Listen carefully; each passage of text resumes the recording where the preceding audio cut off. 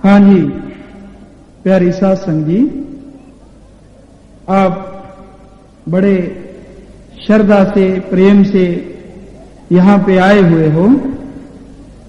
अब जहां भी आपको जगह मिलती है वहां पे बैठने की कृपा करें, क्योंकि हम खड़े होते हैं, हमारे पीछे जो सज्जन बैठे हैं, बीबियां बैठी हैं, उनको फिर ये रहता है कि ये हमारे आगे आ गए, वो भी खड़े होने लगते हैं।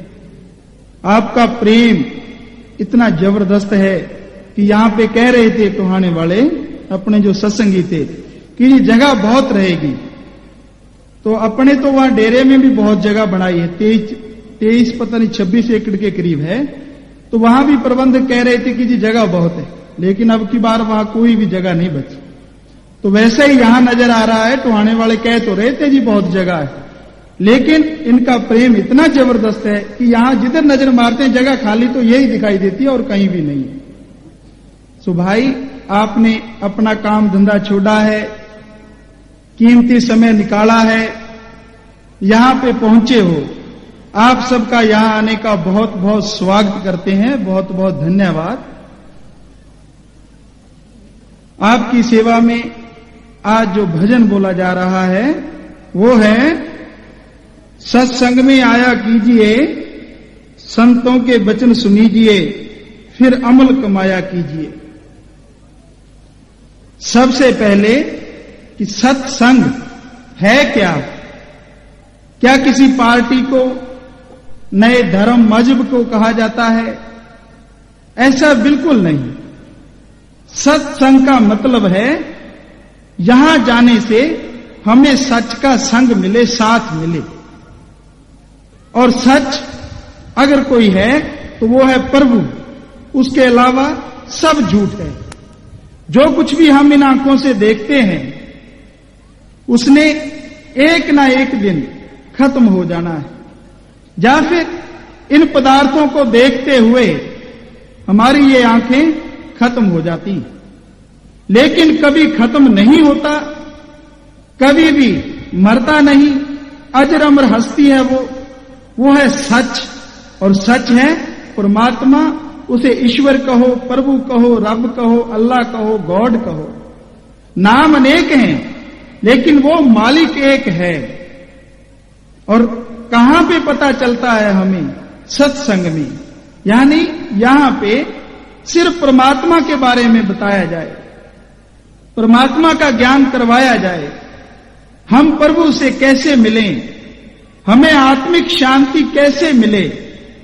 इंसान हर वस्तु खरीदना चाहता है, अपनी बनाना चाहता है, लेकिन सब कुछ इसके करने से तो नहीं मिलता। अगर कोई करोड़ों रुपए, अरबों रुपए लगा के आत्मा के लिए शांति खरीदना चाहे तो वो कहीं फिरता रहे, शांति नहीं मिलेगी। आत्मिक शांति, आत्मिक सुख, आत्मिक चैन अगर मिलता है तो प्रभु की भक्ति करने से, परमात्मा को याद करने से। क्यों? क्योंकि हमारी जो आत्मा है ये परमात्मा की अंश है, उसी प्रभु से बिछड़ के आई और सदियां हो गई हैं उसे बिछड़े हुए। जब हम प्रभु की भक्ति करते हैं, परमात्मा को याद करते हैं, तो हमारी आत्मा को शक्ति मिलती है, आनंद आता है, जिससे इसे चैन हो जाता है, खुशी मिलती है, एक अजीब तरह की प्रसन्नता अंदर से हमें अनुभव होती है। कई बार ऐसा होता है हम किसी का भला करें और हमें अंदर से अजीब तरह का आनंद आता है और हम सोचते हैं पता नहीं क्यों मिल रहा है। वो इसलिए भाई क्योंकि आपने किसी परमात्मा के प्यारे की सेवा की, उसको किसी मुसीबत से बचाया है, थोड़ा सा पैसा लगा के किसी की दुख तकलीफ दूर की है। एक दिल खस्ता रखे बाहू, ले 100 बरियां थी इबादत हो। अगर एक दिल को खुश कर लेते हैं तो 100 साल की बंदगी के बराबर है। लेकिन सुख देने के बदले हमें कोई गर्ज ना हो, ये नहीं कि ले भाई अब तेरा दुख है, तुझे तकलीफ है, हमसे 5-7 हजार रुपए ले जाओ, लेकिन ब्याज 5 रुपए लगेगा। तो सोचो, क्या हमारी गर्ज छुपी हुई नहीं इसमें? कैसे आत्मा को चैन मिलेगा? अरे हम कमाई का 10वां हिस्सा लगाना चाहते हैं, श्रद्धा भी रखते हैं प्रभु के प्रति, हम ये भी सोचते हैं कि मालिक सच है, पर 10वां हिस्सा जो हम निकालते हैं कमाई का, उसे लगाते कहां हैं? यहां पे हमें लगे कि ये इस भेष में है, इसे हम कुछ पैसा दे दें, वो अपना काम धंधा कर लेगा, उससे उसे फायदा हो जाएगा। अरे भाई, आप किसी को पैसा दे देते हो अपनी मेहनत की कमाई का, यही सोच के कि प्रभु के लिए इसका दिल खुश हो जाए, हमें खुशी मिलेगी। लेकिन सोचो, आप जब बिना सोचे समझे किसी को पैसा दे देते हो, उसी पैसे से जाके वो शराब पिए, मांस खाए और किसी को मार दे, बताओ आपने पैसों के बदले में पुण्य लिया या पाप लिया? अरे भाई, पापों की गठरी खरीद ली हमने। कहने का भाव, हमें सोच समझ के पैसा लगाना चाहिए। दान करना चाहते हो, अपनी कमाई का 10वां हिस्सा कहीं पे लगाना चाहते हो, तो वो है कोई ऐसा गरीब आदमी जो किसी रोग से, किसी वजह से चारपाई पे लेटा हुआ तड़प रहा है, आप थोड़ा सा पैसा लगा के उसकी बीमारी दूर कर देते हो। जो पैसा लगा वो आपका असली 10वां हिस्सा है। क्यों?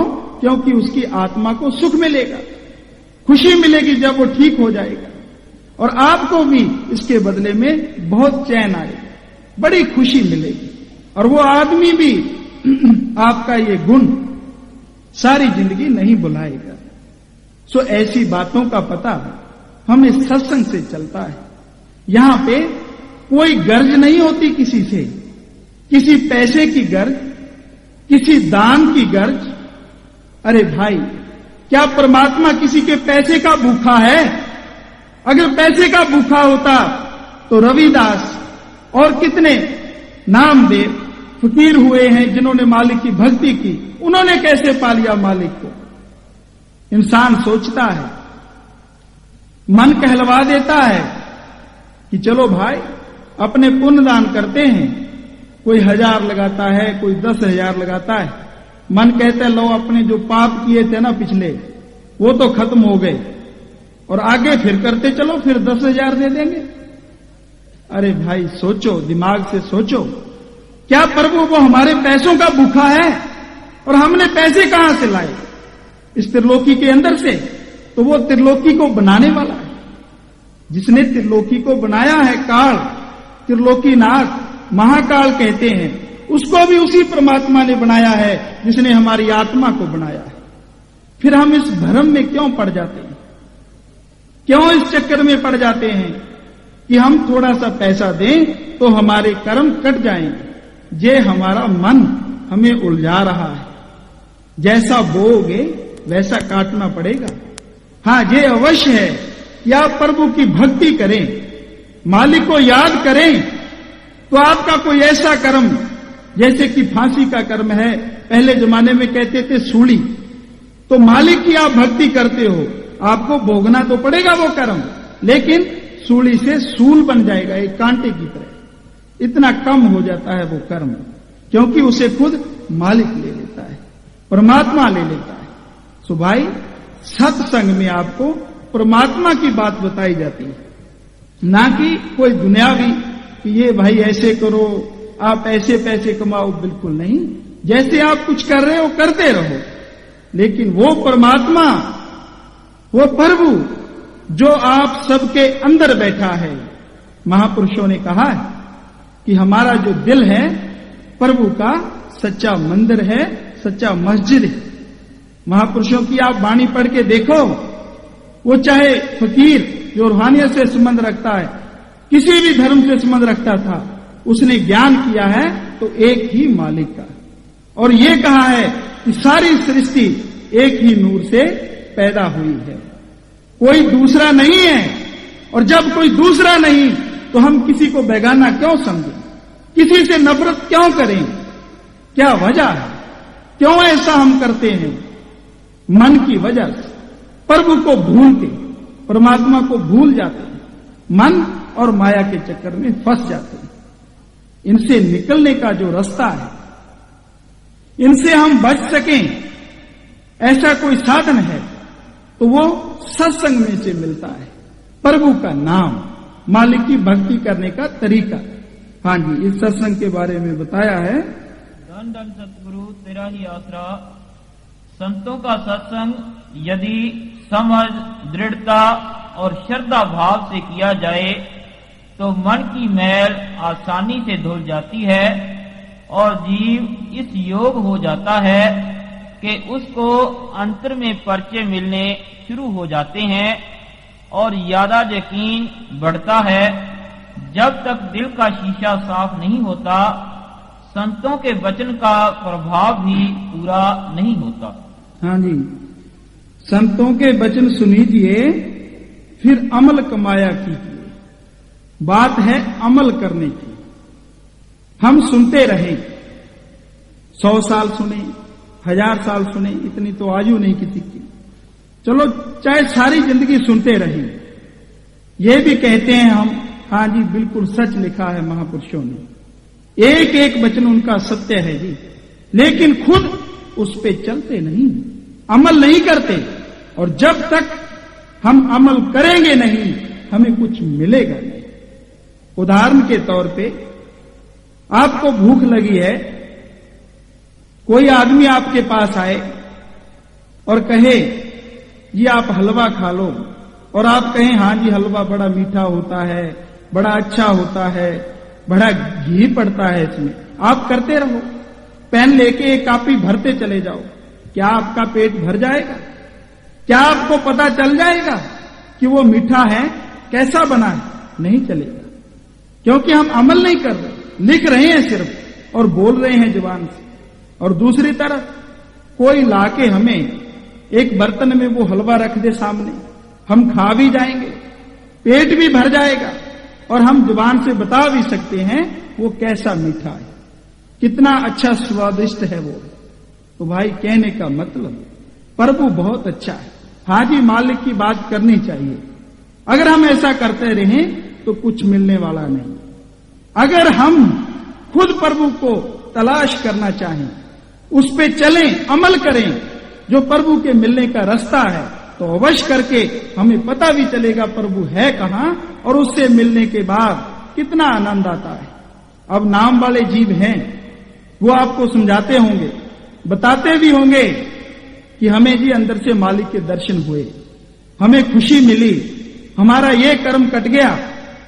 लेकिन इस कलयुग में जो प्राणी रह रहा है, वो तब तक नहीं मानता जब तक उस पर गुजरती नहीं, और गुजरेगी तभी जब वो खुद अमल करेगा, प्रभु को पाना चाहेगा।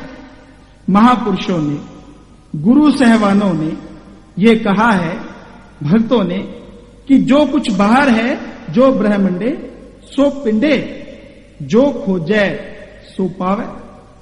कह तो दिया, हमने पढ़ भी लिया कि हाँ जी महापुरुष कभी गलत नहीं लिखते, सत्य वचन है। अरे भाई, आप भी उसी चोले में आए हुए हो, मनुष्य के चोला आपने धार रखा है, तो खुद क्यों नहीं देख सकते? खुद देखना क्यों नहीं चाहते? क्या वास्तव में हमारे अंदर वो सब है जो ब्रह्मांड के अंदर है? क्यों नहीं ख्याल ऐसा करते? वैसे इंसान प्रयोग बहुत करता है तरह तरह के। कोई जिम्मेदार है, किसान भाई है, वो सोचता है कोई ऐसा बीज डाला जाए जैसे 10 मन अनाज होता है तो 20 मन हो जाए अगली बार। ऐसे कोई डॉक्टर भाई है, कोई हो नौकरी पेशा है, वो सोचते हैं कि हमारी तरक्की कैसे हो। तरह तरह के प्रयोग इंसान करता है, तो फिर वो प्रयोग क्यों नहीं करता जिसमें कुछ लगेगा नहीं? कोई पैसा नहीं, कोई धर्म जात नहीं छोड़ना पड़ेगा, कोई नया पहनावा नहीं पहनना पड़ेगा। यानी वो प्रयोग जिसके द्वारा आपकी आत्मा को मोक्ष मिल जाए, आपकी आत्मा को मुक्ति मिल जाए। और अगर आप चाहें तो उस भगवान को अपने अंदर से इस जहान में रहते हुए देख सकते हैं।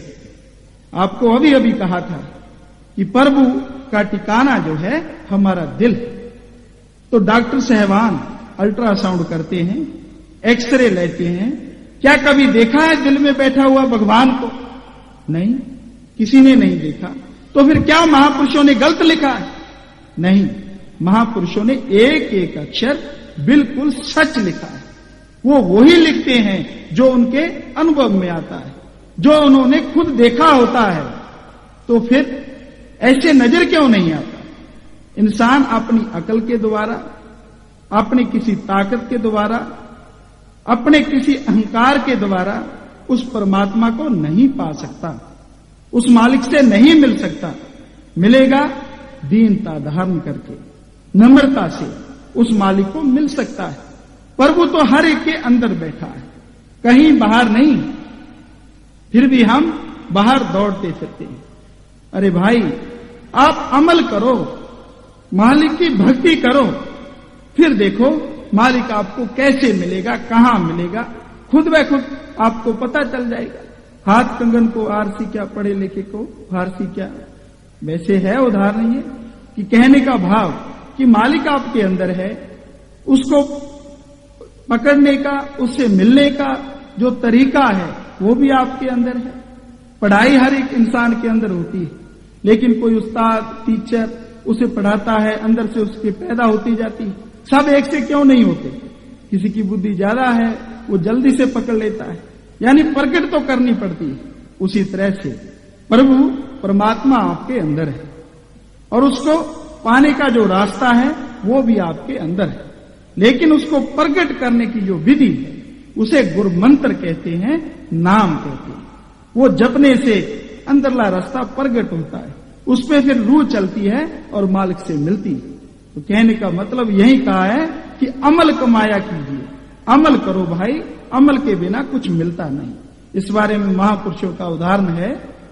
इस करके संत जन हमेशा अमली जिंदगी पर सबसे ज्यादा जोर देते हैं। उनके नजदीक केवल वाचक या चुंज ज्ञान की कोई कीमत नहीं। सुनी सुनाई या किताबी ज्ञान की बातें, फजूल बहस या धुआंधार लेक्चरबाजी में लगे रहने से परमार्थ की चाह नहीं उठती। पढ़ना या लेक्चर देना आदि केवल मठियाई की बातें ही बातें करनी है। मठियाई का खाना कुछ और बात है। यदि कोई आदमी 100 वर्ष तक भी हलवा हलवा कहता रहे, जहां उसके मसाले, खांड, घी और रवा आदि पदार्थों की मिलावट पर विचार करता रहे, तो उसको ना हलवे का स्वाद ही आता है और ना कभी उसका पेट ही भरता है। हाँ जी, कि जैसे एक कमरा है, उसमें कोई आदमी बीमार पड़ा है, आपका दोस्त है, आपका मित्र है, आप वहां पे जाते हो, घर जो ईंटें गिर रही है उसको ठीक करते हो, रंग रोगन करते हो, अच्छी सफाई करते हो। लेकिन इंसान जो तुम्हारा दोस्त है, मित्र है, वो कह रहा है अरे भाई मेरे को दवाई दिलाओ, मैं बीमार हूं, उसकी बात नहीं सुनते। तो बताओ, क्या उसके घर ठीक करने से, उसकी सफाई घर की करने से क्या वो खुश हुआ? नहीं। क्यों? क्योंकि वो तड़प रहा है, उसकी तो आपने सुध नहीं ली। उसी तरह से हम शरीर को बड़ा संवारते हैं, बड़ा स्नान वगैरह करते हैं। अरे भाई, आप स्नान चाहे घर बैठ के करो, हम किसी के धर्म के विरुद्ध नहीं कह रहे। सच तो सच रहता है, आप सोच के देख लो, चाहे कि हम स्नान चाहे यहां बैठ के कर लें, चाहे कुछ दूर जाके कर लें, शरीर की मैल अवश्य उतर जाएगी। लेकिन हमारे आत्मा पे जो मैल चढ़ी हुई, काम, क्रोध, लोभ, मोह, अहंकार, मन माया की, वो बाहरी नहाने से नहीं उतरेगी। उतरेगी आत्मा के नहाने से। और आत्मा नहाई जा सकती है, आत्मा अगर पवित्र होती है तो प्रभु की भक्ति करने से, प्रभु के नाम का जल उस पर डालने से, फिर आत्मा के ये रोग दूर होते हैं। सो कहने का मतलब वही कि हम शरीर को बहुत सुजाते हैं, संवारते हैं, इसकी परेशानी के लिए दौड़ते हैं, लेकिन आत्मा के लिए हम कभी सोचते नहीं। यहां पे हमें किसी दूसरे मुल्क में जाना पड़ जाए तो हम किसी ऐसे आदमी की तलाश करते हैं जो हमारे देश के रहने वाला हो, हमारे गांव का रहने वाला हो, हमारे जानकार हो, तो फिर हम चिट्ठी डालते हैं दूसरे मुल्क में, देश में, कि भाई हम आपके देश में आ रहे हैं, आप आके हमें एयरपोर्ट पे रिसीव कर लेना, ले जाना। और यहां पे पासपोर्ट बनाते हैं, वीसा बनाते हैं और सोचते हैं यहां का धन वहां जाके कितना बन जाएगा, पैसा भी वहां बदला जाता है। ये सब प्रबंध हम करते हैं। देखो दुनियादारी के लिए इंसान कितना समझदार है, कहीं उसे कोई ठग ना ले, पहले ही प्रबंध कर लेता है। अरे भाई मरने के बाद यहां जाना है, क्या कभी सोचा है वो देश कैसा है, कौन है वहां का जानकार और कौन सा धन है जो वहां हमारे काम आएगा। इतनी फुर्सत नहीं, इतना समय नहीं है हमारे पास, सोचे कैसे। और ये भी पता है बाहर के मुल्क में कोई जाए ना जाए, हो सकता है कोई बिरले ही जाते हैं, लेकिन जो आत्मा को जाना पड़ता है शरीर छोड़ के, वो हर एक को जाना पड़ेगा, हर एक को। तो उसके लिए तो हमने कभी नहीं सोचा कि वहां कौन सा धन काम आएगा और कितना बनेगा। वहां धन काम आएगा, राम नाम का धन, प्रभु की भक्ति, परमात्मा की भक्ति। जितनी हम करेंगे बदल कैसे जाता है। ये श्वास जो हम ले रहे हैं, अगर मालिक की भक्ति नहीं करते तो ये कौड़ियों के बदले जा रहे हैं। और इस श्वासों के द्वारा अगर हम प्रभु की भक्ति करते हैं, मालिक की भक्ति करते हैं, जितने श्वासों में मालिक की भक्ति की, वो सारे श्वास अगले देश के लिए हमारे धन बन गया, काम आएगा वहां पे। और वहां का गाइड कौन है, हमें आगे से लेने आ जाए ऐसा कौन है, वो है परमात्मा, सतगुरु, जो आप सबके अंदर बैठा है। वो आएगा तभी जब हम उसे बुलाएंगे। यहां तो चिट्ठी डाल देते हैं कि भाई आ जाना आगे, और कभी उस मालिक को भी कुछ कहा है, याद किया है। हमें मन भरमाता है, कैसे पहले मन करता है हे भगवान तू ही सब कुछ देर करता है, फिर सोचता है ये भगवान नहीं आ रहा, चलो अपने राम कहते हैं, फिर कहता है हे राम तू आ जाना। क्योंकि आदमी का यकीन पक्का नहीं है, वो तो सत्य है सब कुछ। थोड़ी देर करता है, फिर कहता है नहीं इसमें भी नहीं, ठीक नहीं है ये, फिर कोई और नाम लेता है, रब, परमात्मा, ईश्वर, अल्लाह, गॉड, तरह तरह के नाम, जैसा कोई इसे बता देता है कि ये ठीक नहीं है, इसे बोलो। यानी आदमी का यकीन टिकता नहीं, वो रुकता नहीं। परमात्मा तो एक है, नाम अनेक है। अगर हमें पता चल जाए मालिक एक है, किसी भी नाम से उसे आप पुकारो, विधि आपके पास होनी चाहिए, तो वो मालिक अवश्य मिलेगा, जरूर मिलेगा। आप जिस धरती पे बैठे हो, यहां पानी है नीचे, सबको पता है कि धरती के नीचे पानी अवश्य होता ही है लगभग। पर अगर हम ऊपर बैठ के धरती के करते रहे, हाँ जी हमें पानी चाहिए जी, पानी मीठा हो जाए जी, हमारे मुंह में डल जाए जी, क्या डल जाएगा? सारी आयु बैठे रहे। और किसान भाई जानते हैं कि खड्डा खोदो, उसमें पाइपें लगाओ, मोटर लगाओ, पानी आ जाएगा। तो ये है धरती से पानी निकालने की विधि। उसी तरह से परमात्मा हमारे अंदर है, हम परमात्मा परमात्मा करते रहें, हमें हासिल कुछ नहीं होगा। हाँ, जो विधि है, विधि पूर्वक उसे पुकारें तो अवश्य मालिक हमें मिलेगा, जरूर उसके दर्शन होंगे। तो भाई हम अमल करें, अमली जिंदगी पे जोर इसीलिए महापुरुषों ने दिया है कि जब तक हम अमल नहीं करते तब तक हमें कुछ हासिल नहीं होता। यही शब्द में बताया है, सत्संग में आया कीजिए, संतों के वचन सुनीजिए, फिर अमल कमाया कीजिए, फिर अमल कमाया कीजिए। हाँ जी,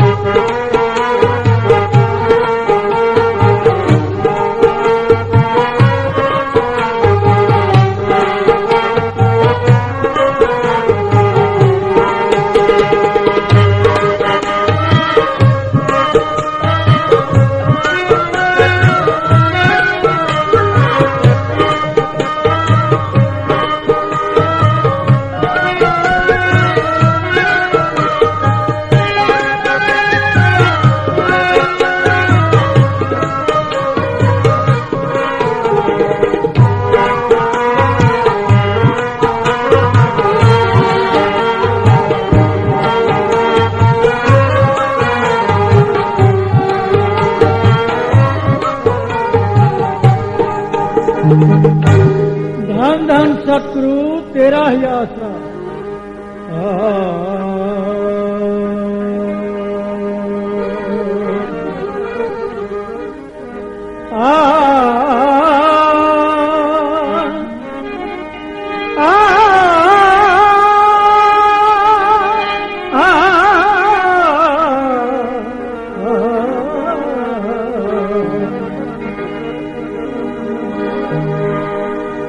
कबीरा इंद्र की एक घड़ी, कबीरा इंद्र की एक घड़ी और कुआ बरामद सत्संग की आधी घड़ी, सिमरन बरस 50। कबीरा संगत की जय साधकी, साहेब आवे याद लेखे में साई घड़ी, बाकी बात सत्संग में आया कीजिए, संतों के वचन सुनीजिए, अमल कमाया कीजिए, फिर अमल कमाया कीजिए, संतों कीजिए, संतों के वचन लीजिए, फिर अमल कमाया कीजिए, फिर अमल कमाया कीजिए।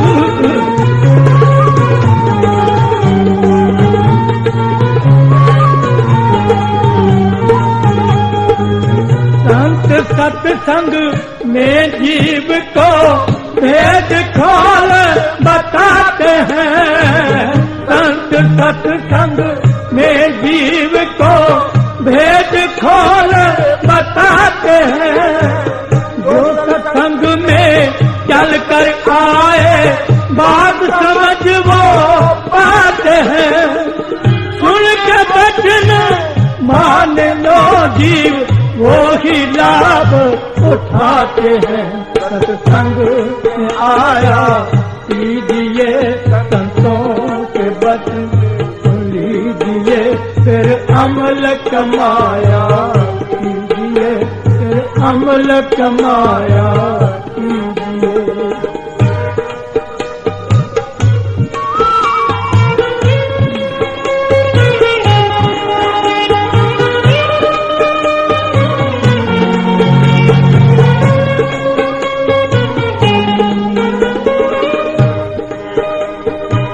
वचन सुने ना संतों का जो वो समझ क्या पाएगा, वचन सुने ना संतों का जो वो समझ क्या पाएगा, समझ लिया पर माने नहीं वो क्या लाभ उठाएगा, पढ़े सुने पर अमल करे ना समय व्यर्थ ही जाएगा, सत्संग में आया कीजिए, संतों के वचन लीजिए, फिर अमल कमाया कीजिए, फिर अमल कमाया कीजिए।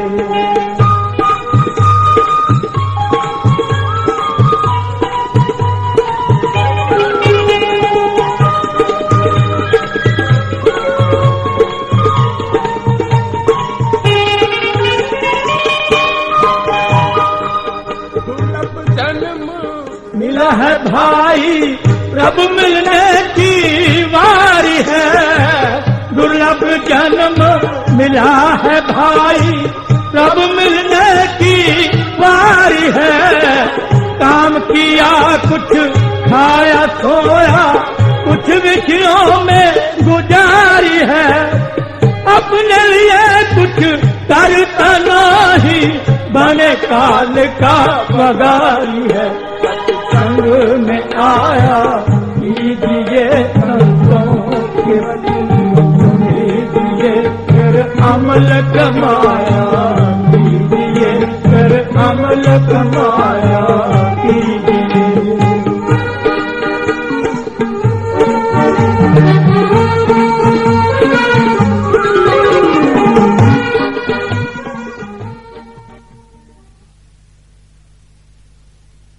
जन्म मिला है भाई, प्रभु मिलने की वारी है।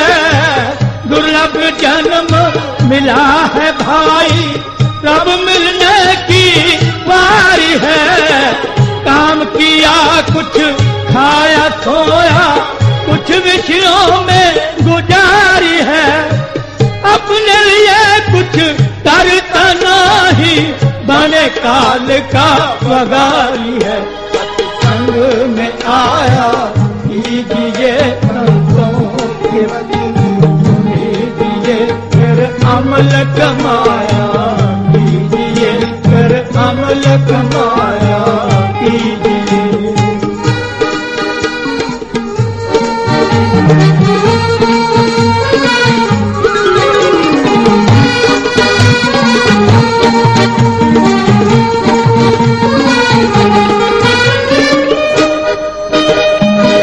अपना काम है समझे उसको, साथ जो ले जा सके।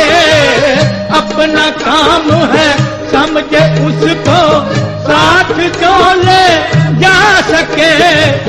इसका काम है नाम ध्याना, साथ जो के जा सके।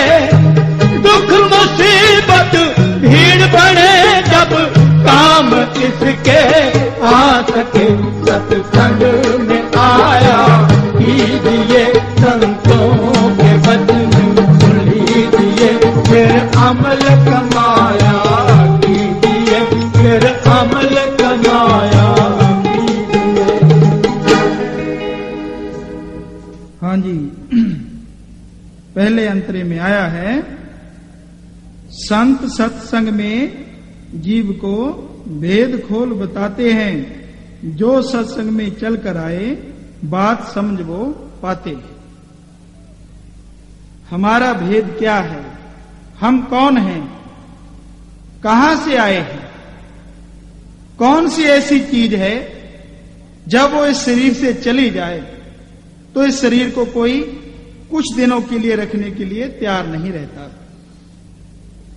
और ऐसा कौन सा काम है, कौन सा धंधा है जो सच है। धंधे तो हम बहुत करते हैं, काम बहुत करते हैं। हर इंसान सोचता है मैं धंधे कर रहा हूं, कोई भी गलत नहीं। और वास्तव में जो भी कोई दौलत लगाता है, पैसा लगाता है, ऐसे काम पे ही लगाता है जिससे लाभ हो। नुकसान के लिए कोई पैसा नहीं लगाता। और कोई लगाता है तो उसे लोग पागल कहते हैं, मूर्ख कहते हैं। धंधे बड़े हैं, पर भाई क्या ये धंधे हमारे पूर्वजों ने, बुजुर्गों ने नहीं किए? उनसे पहले वाले बुजुर्गों ने नहीं किए?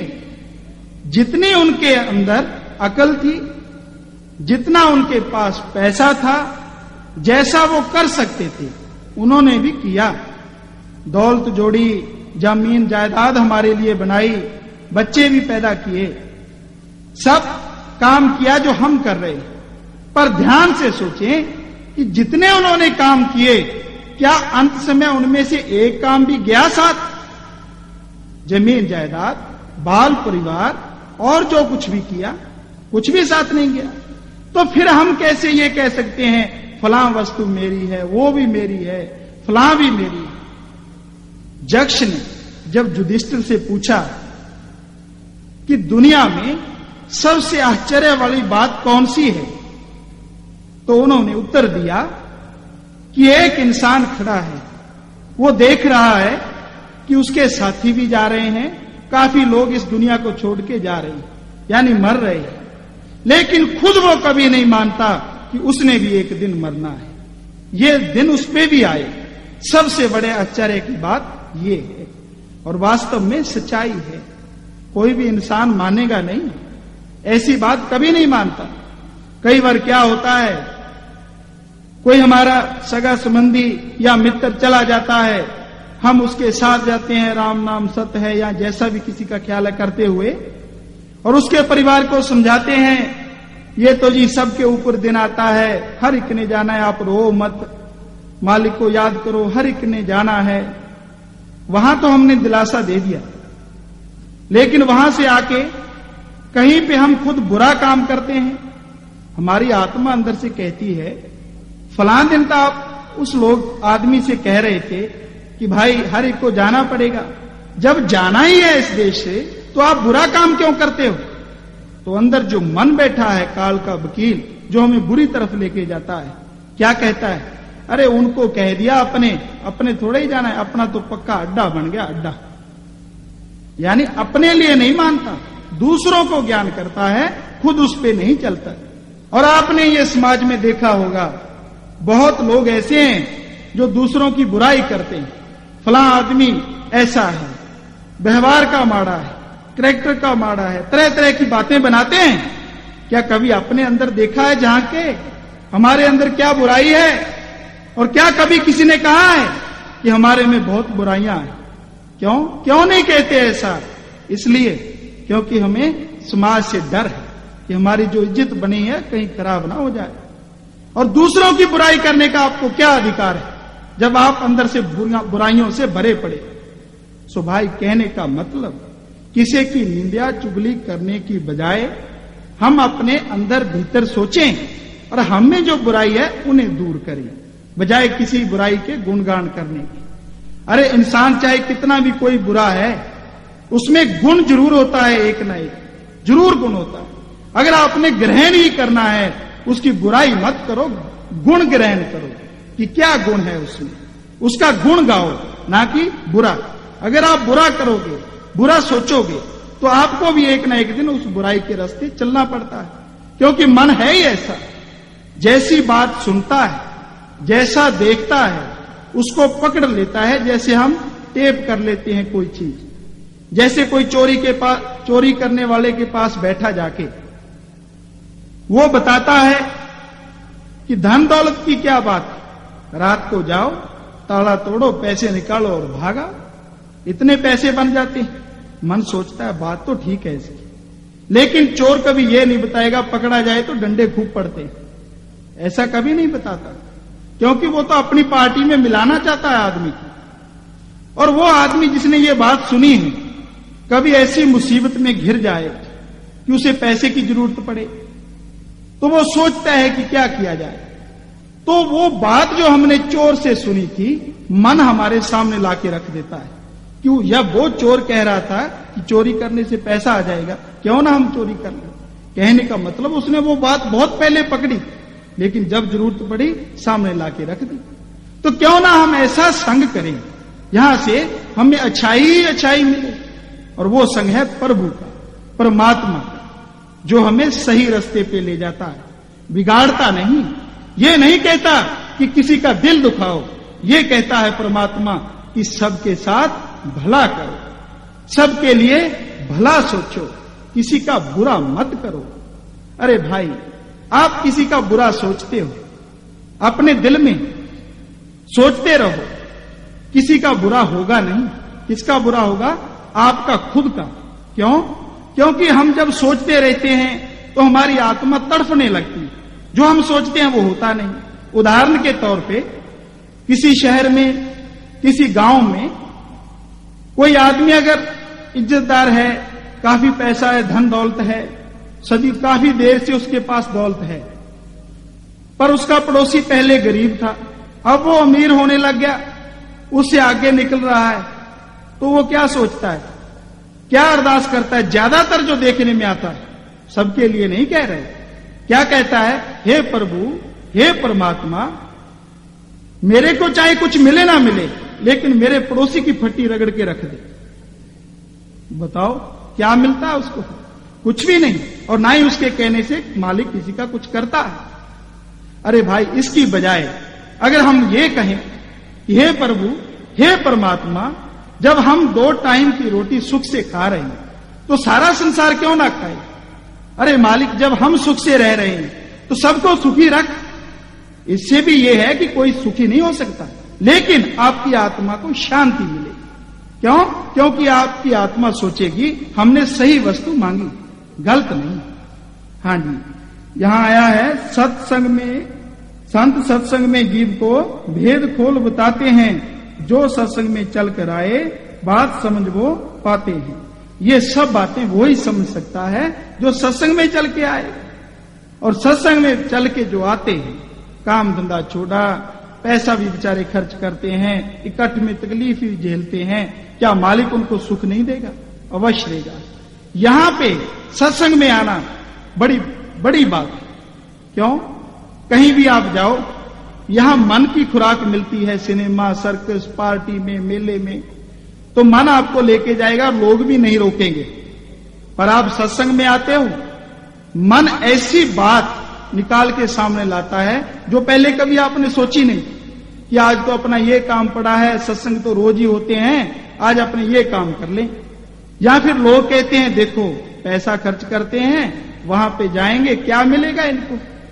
और आप कहीं भी जाओ सत्संग के अलावा, कोई भी आपको रोकेगा नहीं। लेकिन सत्संग में जब इंसान आता है, अवश्य कोई ना कोई कहीं ना कहीं जरूर टोकता है। तो फिर भी इंसान यहां पे चल के आए हैं मालिक की बात सुनने के लिए, तो उन पे मालिक की बहुत दया मेहर है। और जो सुनेंगे वो ही पाएंगे कि मालिक की भक्ति कैसे की जाती है, और इस दुनिया में रहते हुए हम उस जन्नत का, स्वर्ग का नजारा कैसे मान सकते हैं, कैसे उसी तरह से रह सकते हैं। हाँ जी, इस बारे में महापुरुषों ने बताया है। तुम अच्छे हो या बुरे परवाह नहीं, तुम किसी कमाई वाले महात्मा के सत्संग में जाओ, वहां रूहानी तंदुरुस्ती की ताजा हवा तुम्हें रूहानी तंदुरुस्ती और ताजगी देवेगी, और तुम्हारे देखते देखते ही तुम नेक बनते जाओगे, और सारे दैवी गुण तुम्हारे अंदर प्रकट होते जाएंगे। दिलो मनो सत्संग के वचन सुनते सुनते और उसका रस लेते लेते तुम्हें आसानी से मन इंद्रियों पर काबू पाने की ताकत आती जाएगी, और साधु संग में सूरत ठहरने लग जाएगी। सत्संग में आकर जीव नीच गति से ऊंच गति पा लेता है। सत्संग में आकर जीव नीच गति से ऊंच गति पा लेता है। जिस तरह लोहा पारस के साथ लगकर सोना बन जाता है, जीव की कीमत और कदर बढ़ जाती है। हाँ जी, सत्संग में जो आता है उसे अपने बर्तन के मुताबिक, सोच के मुताबिक अवश्य और जरूर कुछ ना कुछ हासिल होता है, जरूर मिलता है। ये नहीं कि मिलेगा नहीं, हर एक को मिलता है। चाहे तो कोई ये देखने आ गया कि चलो भाई वहां देखेंगे क्या तमाशा है, चाहे कोई सत्संगी के कहने पे आ गया कि ये बार बार कहता है, चलो इसका उलाहना ला ही देते हैं, देख ही लेते हैं क्या है वहां पे। किसी भी तरीके से आ गया, कैसे भी आ गया, खाली नहीं कोई जाएगा।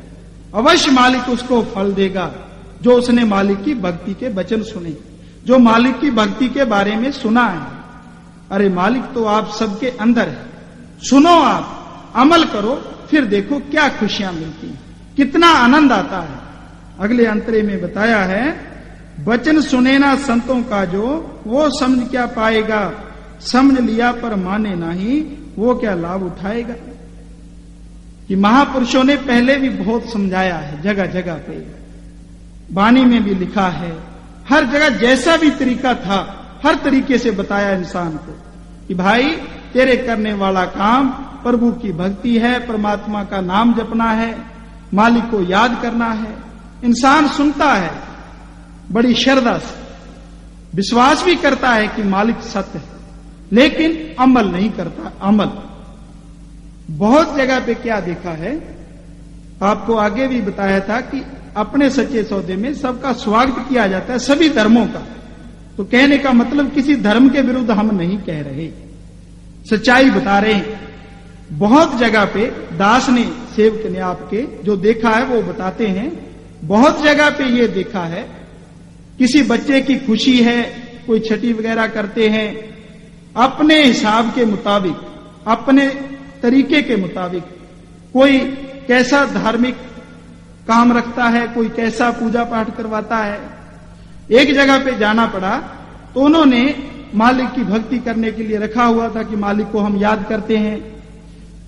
एक कमरे में तो वो भक्ति कर रहे थे बैठ के, सभी आदर सत्कार से वहां जा रहे थे, लेकिन पास वाले कमरे में क्या कर रहे थे, बकरे मुर्गे उनको काट रहे थे। अपने उनसे कहा, अरे भाई, जब मालिक का नाम आपके घर में हो रहा है, मालिक की भक्ति हो रही है, आप अब तो ये पाप ना करो। कहने लगे, नहीं, भक्ति तो उस कमरे में हो रही है, ये तो साथ वाला कमरा है, इसमें क्या हर्ज है? शराब की बोतलें मार रहे हैं जीवों को। तो कहने का मतलब, क्या मालिक एक जगह ही रहता है? वो तो जर्रे जर्रे में बैठा है। जो आपके दिल के अंदर है, आप उससे पर्दा कैसे कर सकते हो? उससे कोई चीज कैसे छुपा सकते हो? नहीं छुपा सकते हम। और बहुतों को क्या देखा है, सारा दिन विषय विकारों में फिरते हैं, बुरे धंधे करते हैं, पाप करते हैं, रात को सोते भी विषय विकारों में, सुबह उठ के नहा धो के और 1 रुपया जाके अपने मालिक को देते हैं कि मालिक, जो कुछ हमने किया वो बख्श दे। यहां बस नहीं करते, 1 रुपया दिया और फिर से लग गए बुरे तरफ, बुरे धंधे फिर करते हैं, सारी रात फिर गुजरती है, फिर दूसरे दिन जाके फिर रुपया दे देते हैं। तो इसका मतलब तो भगवान तो बहुत ही सस्ता हो गया। हम कितने ही कुछ करते रहे, रुपया हमारी जेब में है तो मालिक कुछ नहीं करेगा। अरे भाई, ये मन आपका बहका रहा है। हम जब बुरे कर्म करेंगे तो वो भोगने अवश्य पड़ेंगे। वो पैसों से या पैसे के लालच में आने वाला नहीं, उसे कोई गर्ज नहीं है पैसे की, कोई पैसा नहीं लेता आपसे। वो तो आपका हृदय का सच्चा प्रेम देखता है, आपकी भक्ति देखता है। नहीं तो आपको किए कर्मोनुसार सजा तो मिलनी ही। हाँ जी, इस बारे में बताया है। संत दयाल इस जीव को पुकार पुकार कर कहते हैं कि तू सत्पुरुष का पुत्र है, ऐसी करनी मत कर। जो जम की चोट खानी पड़े पर ये जीव नहीं मानता और संतों के वचन की प्रतीत नहीं करता, वही काम करता है जिससे जम की ही चोट खावे। हाँ जी, कि ये महापुरुषों के जो वचन है, पहले बताया है हमें महापुरुषों ने, उन पे अमल नहीं करता। और अब जो युग चल रहा है, इसमें इंसान क्या चाहता है? हमारा जी चमत्कार को नमस्कार है। अगर कोई हमें प्रभु का हाथ पकड़ा देगा तो हम मान लेंगे कि मालिक को प्यारा है वो, हम उसके हो जाएंगे। ऐसे कैसे हो जाएं? अरे जब आप मेले में जाते हो, सर्कस में जाते हो, सिनेमे में जाते हो, वहां किसी ने पकड़ाया हाथ प्रभु का? ना जी, ये तो समाज की बात है, वहां तो जाना ही पड़ता है। और इधर की तरफ आते समय क्या होता है? क्यों दर्द होता है और क्यों इंसान सोचता है कि चमत्कार को नमस्कार है? आपको बात बताएं कि इन आंखों से महापुरुषों ने बताया है, हम सिर्फ वही वस्तु देख सकते हैं जिसने एक दिन खत्म हो जाना है, फना हो जाना है। तो आप ही बताओ, क्या प्रभु खत्म होने वाला है? क्या कभी खत्म हो सकती है वो हस्ती, वो शक्ति जिसके सहारे ये खंड ब्रह्मांड खड़े हुए हैं? अगर नहीं खत्म हो सकती, सच है, तो फिर हम इन आंखों से देख कैसे सकते हैं? सोच कैसे लेते हैं कि हमें हाथ पकड़ा दो? अरे कोई रंग नहीं है उस मालिक का, कोई रूप नहीं है, कोई आकार नहीं है, कोई नाम नहीं है, फिर कैसे पकड़ाया जाए? हाँ, पकड़ाया जा सकता है। ये महापुरुषों ने बताया हमें। सो अखियां बेन जिन दिसिंदो मां पीरी, वो आंखें और हैं जिनसे हम मालिक को देख सकते हैं इस दुनिया में। कैसे? प्रभु की भक्ति करके। भक्ति करने से जो आंखें बनती हैं वो मालिक को देख सकती हैं, सच को देख सकती हैं। इन आंखों से हम नहीं देख सकते मालिक को, महापुरुषों ने समझाया। और अगर आप चमत्कार देखना ही चाहते हो तो उस रास्ते पे चल के देखो। मेहनत तो करनी पड़ेगी, अमल तो करना पड़ेगा, और फिर अपने अंदर से देखना। अवश्य नाम जपने से मालिक मिलता है, प्रभु के दर्शन जरूर होते हैं, पर अमल करने से। अमल नहीं करेंगे तो मिलता नहीं। तो यही कहा है, पढ़े सुने पर अमल करे ना, समय व्यर्थ ही जाएगा। कि वो समय ऐसे ही चला जाता है। यहां पे अमल की बात आई।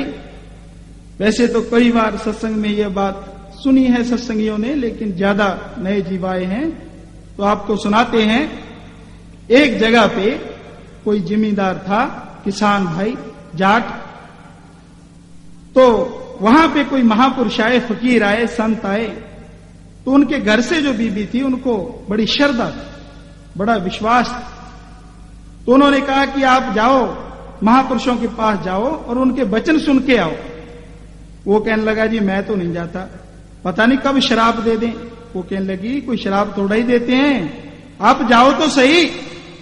उसके बार बार कहने से वो किसान भाई महापुरुष की तरफ चल दिए, और जैसे ही उनके कमरे के अंदर दरवाजे के पास गए तो वो महापुरुषों ने कहा आओ जी कैसे आए। वो डर गया बेचारा, क्यों पहले कभी गया नहीं था। उसने कहा लो अब मुसीबत बन गई। उसने सोचा शायद किसी और को कह रहे हो। उसने इधर उधर देखा तो महापुरुषों ने कहा इधर उधर क्या देख रहे हो। जब ऐसे बोले महापुरुष तो वो डर गया और वापस हो लिया। तो महापुरुषों ने कहा चल दिए, तो वो भाग लिया कि अब तो आ गए पीछे। घर पहुंच गया, बेचारा सीधा साधा था, पता था नहीं कुछ। उसने सोचा लो जी वचन तो अपने को मिल गए, एक तो ये वचन आओ जी कैसे आए, दूसरा ये इधर उधर क्या देख रहे हो, तीसरा चल दिए। वो इन्हीं तीनों को जपने लग गया, इनका भजन करने लग गया। उसे क्या पता वचन, उसने सोचा यही कहा था। वो करता रहा। उसी रात को उसी गांव में चोरों ने चोरी कर ली, और चोरी करके जब जाने लगे तो उस जिमीदार का, किसान भाई का घर बाहर बाहर था। चोरों ने कहा सामान तो है, क्यों ना अपने और ही ले जाएं, लूट के इसका घर भी ले जाएं। तो उन्होंने जैसे ही दीवार फांद के अंदर छलांग लगाई, वैसे ही वो किसान भाई का पहला वचन जो महापुरुष ने सुन के आया था, आओ जी कैसे आए। चोरों ने सोचा अपने को तो सब डांगे बरसाते हैं, ये कह रहा आओ जी कैसे आए। उन्हें कहा शायद किसी और को कह रहा है, ये जिम्मेदार, ये जाट किसी और को कह रहा है। उन्होंने इधर उधर देखा, उधर जाट के पास वो दूसरा वचन आ गया कि इधर उधर क्या देख रहे हो। चोरों ने कहा ये कह तो अपने को ही रहा है। वो जैसे घूमे तो वो तीसरा वचन आ गया, चल दिए। उन्होंने सामान वही फेंका और भाग लिए, छलांग लगा। तो उसे जो दौलत थी चोरों की वो एक पल में मिल गई। सो कहने का मतलब अगर हम अमल करें, ये बात सुनाने का मतलब कि उसका हृदय बिल्कुल भोला था किसान का। वो कुछ जानता नहीं था महापुरुषों के बारे में, पर उसने उन 3 वचनों पे अमल किया। और अगर दुनियादारी की बात हम कहें तो उसी रात को उसको कितनी दौलत मिल गई, कितना फायदा हो गया, नहीं तो पता नहीं कितना नुकसान होता। सो भाई बात है अमल की। हम अमल करें जो हमें बताया जाए कि भाई प्रभु की भक्ति करो, अपना काम धंधा करो, नौकरी करते रहो, पैसे कमाते रहो, कोई आपको रोकेगा नहीं। लेकिन जब भी खाली समय मिले, आप चाहे किसी भी अवस्था में हैं, बैठे हुए हो, लेटे हुए हो, आप पैदल कहीं जा रहे हो, प्रभु की भक्ति करें। जवान से करनी है ना वो तो, और भक्ति आप करोगे तो अवश्य मालिक मंजूर करेगा। ये कैसे हो सकता है कि आप मालिक को याद करें और मालिक उस भक्ति को मंजूर ना करे, और वो इस कलयुग के जमाने में ये हो ही नहीं सकता। यानी अवस्था शरीर की कोई हो, आत्मा परमात्मा की भक्ति अवश्य करे, जरूर करनी चाहिए। तो यही बताया है। अगले अंतरे में फिर बताया है दुर्लभ जन्म मिला है भाई, प्रभु मिलने की बारी है, काम किया कुछ खाया सोया, कुछ विषयों में गुजारी है। हाँ, महापुरुषों ने इस दुर्लभ जन्म के बारे में बताया है। मनुष्य जून सारी जूनों की शिरोमणि है, ये बड़े भागों करके मिलती है, ये मालिक के मिलने का समय है। श्री गुरु अर्जन साहब जी फरमाते हैं, कई जन्म भय कीट पतंगा, कई जन्म गजमीन कुरंगा, कई जन्म पंखी सर्प होयो, कई जन्म है वर वृक्ष जोयो, मिल जगदीश मिलन की बरिया, त्रिंकालिए देश जरिया। हाँ जी, गुरु साहबानों ने कोई कमी नहीं छोटी समझाने की, महापुरुषों ने, कि भाई कितनी बार आप वृक्ष बन के आए, सांप की जूनी में आए, कीड़े मकोड़ों की, यानी महापुरुषों ने 5 वर्ग बनाए। वैसे तो 84 लाख जून है, 5 वर्ग। पहला है वृक्ष, दूसरा है कीड़े मकोड़े, तीसरा है पक्षी, चौथा है जानवर, और 5वां है इंसान। 84 लाख जिया जून है इन 5 वर्गों में। बांटा है 5 हिस्सों में। तो भाई आपको 84 लाख जन्म मरण का चक्कर खाने के बाद ये मनुष्य का जन्म मिला है। इसमें तुझे बहुत ताकत दी है परमात्मा ने। दुर्लभ उसे कहते हैं जो किसी भी कीमत से कहीं से भी ना मिले। अगर इंसान ये सोचे कि वो एक जन्म तो ऐश आराम करके चला जाएगा और कुछ पैसे लगा के अगला जन्म मनुष्य का फिर ले लेगा, ऐसा नहीं हो सकता, बिल्कुल नहीं हो सकता। कर्मों के अनुसार समय भुगतना पड़ता है। सो भाई, मनुष्य के चोले में जो आप आए हैं बहुत उत्तम जून है, सर्वश्रेष्ठ जून है। सबसे ज्यादा अकल अगर किसी जून में है तो वो है मनुष्य। और मालिक ने इसको अधिकार दिए हैं कि अपनी इच्छा अनुसार कुछ हद तक, कुछ सीमा है, ये अपने अच्छे या बुरे कर्म खुद बना सकता है नए। बाकी की जितनी जूने हैं सब की सब गुलाम हैं। जैसे उन्होंने कर्म किए हैं उनके अनुसार जिंदगी व्यतीत कर रही है। नए अच्छे बुरे कर्म नहीं कर सकती। सिर्फ इंसान में ये गुण है और उसी गुण को ये अगर अच्छे गुण बनाना चाहे तो मालिक की तरफ लगाए, प्रभु की तरफ लगाए, ताकि इसे आत्मिक शांति भी मिले और मोक्ष भी मिले। ये जन्म बहुत उत्तम है, बहुत ही ऊंचा है। मालिक मिलने की बारी है। फिर महापुरुषों ने बताया है, हम जन्म से लेकर मरने तक जिंदगी खाने और सोने में गुजारते हैं, पर अपना आप और इसके आधार मालिक परिपूर्ण को नहीं जानते। हम बाहर वाली चीजों में मस्त हुए रहते हैं, फिर हम उस मालिक को जो अंतर्मुख है कैसे पा सकते हैं। हाँ जी, तो अब जो बात आपको बताने जा रहे हैं वो अपने पास से नहीं कह रहे। पहले महापुरुषों ने कहा है, आज अगर कोई इंसान कहे तो शायद बहुत बुरा मान जाए, लेकिन महापुरुषों ने कहा है, क्या कहा है कि आपकी ये जो जून है ना मनुष्य की, इसके लिए तो देवी देवते तक तरस रहे। आपको अभी उदाहरण बताते हैं, जिस देही को तरसे देव सो देही भज हर की सेव, भजो गोविंद भूल मत जाहो, मानस जन्म का एही लाहो। ये कबीर साहब ने बानी लिखी है बहुत पहले। क्या कहा है, जिस देही को तरसे देव। अब हम खुद गौर करें, खुद सोचें कि जिनको हम भगवान मानते हैं, जिस देही को तरसे देव, वो तो इस देही के लिए तरस रहे हैं। क्यों? क्या खासियत है इस देही में?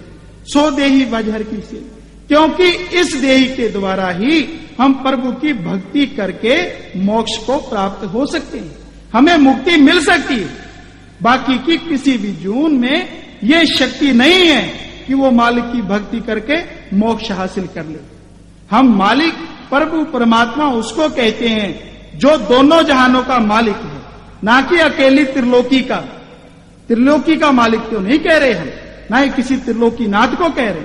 हम तो जो दोनों जहानों का मालिक है, यानी त्रिलोकी को बनाने वाले काल को भी उसने बनाया है, और हमारी आत्मा जो अजर अमर है उसको भी उसने बनाया है। त्रिलोकी को एक लोक कहा गया है और दूसरा लोक सचखंड, सतलोक, अनामी देश। यहां से ये आत्मा बन के आई और नाम जपने के बाद, प्रभु की भक्ति करने के बाद, मोक्ष हासिल करने के बाद ये आत्मा वहीं पे फिर चली जाती है। जन्म मरण के चक्कर में नहीं रहती, त्रिलोकी में नहीं भटकती। सो भाई, दोनों जहां के मालिक को पाने का अवसर जो है, समा है, वो आपके हाथ आया हुआ, आपको मिला है। पर हम करते क्या हैं? खाने सोने में गुजार देते हैं। मन क्या कहता है? खाओ पियो ऐश करो। किसने देखा है भगवान? यहीं पे स्वर्ग है, यहीं पे नरक है, आगे कुछ भी नहीं है। ठीक है, मन ने कह दिया, आपने मान लिया, लेकिन आपके कहने या मानने से कुछ होने वाला नहीं। वो तो आपको भुगतना ही पड़ेगा हर हालत में, जो आप करोगे, जैसा कर्म करोगे। हाँ, ये जो कहता है मन खाओ पियो ऐश करो, और आज का जो युग है इसमें खाना पीना क्या बना रखा है इंसान ने। कहीं पे जाता है, अगर कोई शराब पिलाता नहीं, मांस खिलाता नहीं, तो क्या कहते हैं कि उन्होंने तो जी हमारी सेवा ही नहीं की। कि उन्होंने तो जी हमारी सेवा ही नहीं की। घास जैसी रसोई थी, बिल्कुल घास। और अगर कोई मांस शराब पिला दे खिला दे तो क्या कहते हैं, बहुत सेवा कीजिए, बहुत सेवा, इतनी सेवा कि पूछो मत। और आपको यहां याद भी आ गई बात, फिर बताते हैं एक बिल्कुल सच्ची बात कि किसी के साथ दास को जाना पड़ा, अपनी बात बताते हैं। तो वो शराबी था, उसके ससुराल में गए। तो आप सब जानते हो अपने यहां जुबाई की कितनी कदर की जाती है हमारे समाज में। तो उन्होंने कदर की उसकी, शराब लाए, बैठ के पीने लग गए। 3-4 उसके संबंधी थे, वो खुद था, यानी साले थे उसके। तो अपने दूसरे कमरे में बैठ गए। वो कहने लगे जी हम तो पिएंगे। मैं कहा पी लो भाई, अपना क्या है, नहीं मानते। वो पीने लग गए। थोड़ी देर पी और पीने के बाद आपको बताइए, जब थोड़ी थोड़ी चढ़ती जाए वो पीते गए और चढ़ती गई। तो वो जिनके साथ हम गए थे वो कहने लगा मेरी बात सुनो, मैं आपका जीजा हूं। वो कहने लगे तू हमारा जीजा नहीं, हम सारे तेरे जीजे। बताओ अब ये बात कैसे सहन हो। तो वहां पे छित्र परेड शुरू हो गई। वो उसके लगाए, वो 5-6 थे, वो अकेला था, खूब उसके डंडे लगाए। तो अपने जाके उसे छुड़ाया, जितनी देर में भाग के आए उसकी सेवा काफी हो गई। छुड़ा दिया उसको और उसको वो कहने लगा कि ये ऐसे करना। जब उतर गई, पल में उतर गई, क्योंकि इसके उतारने का तरीका भी ऐसा ही है ना कुछ। तो वो जब उतर गई तो वो कहने लगा ऐसे करना, हमारे घर में जाके मत बताना। आपने कहा जी क्यों बताएंगे, नहीं बताएंगे अगर आप कहते हो। उनके घर चले आए, वापस गांव लौटे तो उनकी माता कहने लगी आओ जी कैसे है, ठीक ठाक हो, सेवा हुई आपकी। तो हमने कहा जी खूब हुई, हमारी मत पूछो, इनकी सेवा बहुत हुई। तो अब ना करने से रहा। वो कहने लगी हैं आपकी सेवा हुई। कहने लगा हाँ जी बहुत सेवा हुई। बात सेवा तक ही रह गई, बताया नहीं कि कैसी सेवा हुई, वो कहा था उसने। तो अब कैसे कहते कि इसके कपड़ा उठा के देखो, पीठ पे निशान है सेवा के। तो ऐसा होता है शराब वालों के साथ, ऐसा होता है बहुत के साथ। लेकिन वो छुपा जाते हैं, उसे बताते नहीं, क्योंकि बेइज्जती होती है। और शराब के जो शराब पीते हैं, ऐसा बुरा काम करते हैं, आप देखो निगाह मार के, घर वाले भी परेशान, समाज के लोग भी उससे परेशान। जब भी कभी गुजरता है ज्यादा शराब पीकर, सब बार बंद कर लेते हैं, पता नहीं क्या बोल दे, क्यों झगड़ा फैल जाए। यानी उसके लिए यहां ही नर्क है, आगे तो जाना ही जाना है नरकों में। एक हिंदू फकीर ने कहा है कि शराब जो है नरकों की नानी, नरकों में ले जाने के लिए मां का काम करती। और रही बात मांस खाने की, कई कहते हैं कि मांस में क्या हर्ज है, जो बकरे हैं, जो मुर्गे हैं, ये तो मालिक ने, भगवान ने बनाए इंसान के लिए, ये तो बने इंसान के खाने के लिए। अगर इसको इंसान ना खाएगा तो इसकी जनसंख्या बढ़ जाएगी। अरे आपकी नहीं बढ़ रही, आपकी तो जनसंख्या बढ़ रही है, आपको तो कोई कुछ नहीं कह रहा। और अगर आप मांस खाना चाहते हो, आपकी जुबान को ज्यादा ही स्वाद आने लगा है मांस का, तो अपने पे छुरी चलाओ, लगा के देखो अपने धार। क्यों नहीं लगाते, दर्द होता है, खुद को महसूस होता है। अरे जब हमारे दर्द होता है, हम जिन जानवरों को मारते हैं, क्या उसके दर्द नहीं होता? अवश्य होता है, जरूर होता है। और उदाहरण और भी देते हैं आपको कि अगर कोई आपको कहे कि आपके बच्चे पे छुरी चलाएंगे, उसको मारेंगे, तो क्या आपका रोम रोम सिहर नहीं उठता, दर्द नहीं होता, आपको दुख नहीं आता? बड़ा दुख आता, देह कांपने लगती है। और हम सोचते हैं जो हमारे बच्चे पे छुरी चलाएगा, क्यों ना हम उस पे पहले कोई कानूनी कार्रवाई करें या उसको दबा दें। हम तो बड़ा सोचते हैं अपने बच्चे के लिए। तो फिर सोचो, जिस जानवर को हम मार रहे हैं वो किसका बच्चा है? दोनों जहान के मालिक का। जब एक लोक में रहने वाला एक इंसान अपने बच्चे के लिए किसी दूसरे को, जो उसके बच्चे को मारना चाहता है, उसको मार सकता है, तो जो दोनों जहां का मालिक है, जब उसके बच्चे को आप मारते हो, क्या आपको सजा नहीं मिलेगी? अवश्य मिलेगी, बहुत जबरदस्त सजा, जो आप सोच भी नहीं सकते, जिसके बारे में आपको ज्ञान भी नहीं, ऐसी सजा मिलेगी। सो भाई, इस खाने पीने से, और वस्तुएं बहुत हैं खाने के लिए, बड़ा कुछ बना है इंसान के लिए, अगर इंसान खाए तो। पर जब बुद्धि भ्रष्ट हो जाती, जो मांस खाता है उसकी जो बुद्धि है, प्रवृत्ति है, वो भी राक्षसों जैसी हो जाती है। तो भाई इससे बचो, ऐसे खाने पीने से वैसे ही थी। अगले अंतरे में फिर बताया है, अपना काम है समझे उसको, साथ जो ले जा सके, इसका काम है नाम ध्याना, साथ जो इसके जा सके। हाँ, महापुरुषों ने बताया है इस बारे में। जब नाम मिलता है आदमी कभी अकेला नहीं होता, घर या बाहर कहीं भी हो उसके साथ उसका मालिक धुनकारें देता सदा अंग संग रहता है और उसको अपने निज स्थान की तरफ बुलाता रहता है। नाम की कमाई करके सब रोग अवगुण और पाप दूर हो जाते हैं। काम क्रोध आदि की दाल नहीं गलती, जीव अति निर्मल पूर्ण वैरागी हो जाता है। नाम जन्म मरण की टेक है, मौत का डर मिट जाता है। मौत के समय वो शरीर को इस तरह छोड़ देता है जिस तरह हम कपड़ा उतार देते हैं। नाम द्वारा मरकर जीव फिर दोबारा नहीं मरता जन्मता। कल क्लेश और जम का डर दूर हो जाता है। अंतर्मुख कठिन राहें मुश्किलें आसान हो जाती हैं। करोड़ों कर्मों का नाश होकर जीव भवसागर से पार हो जाता है।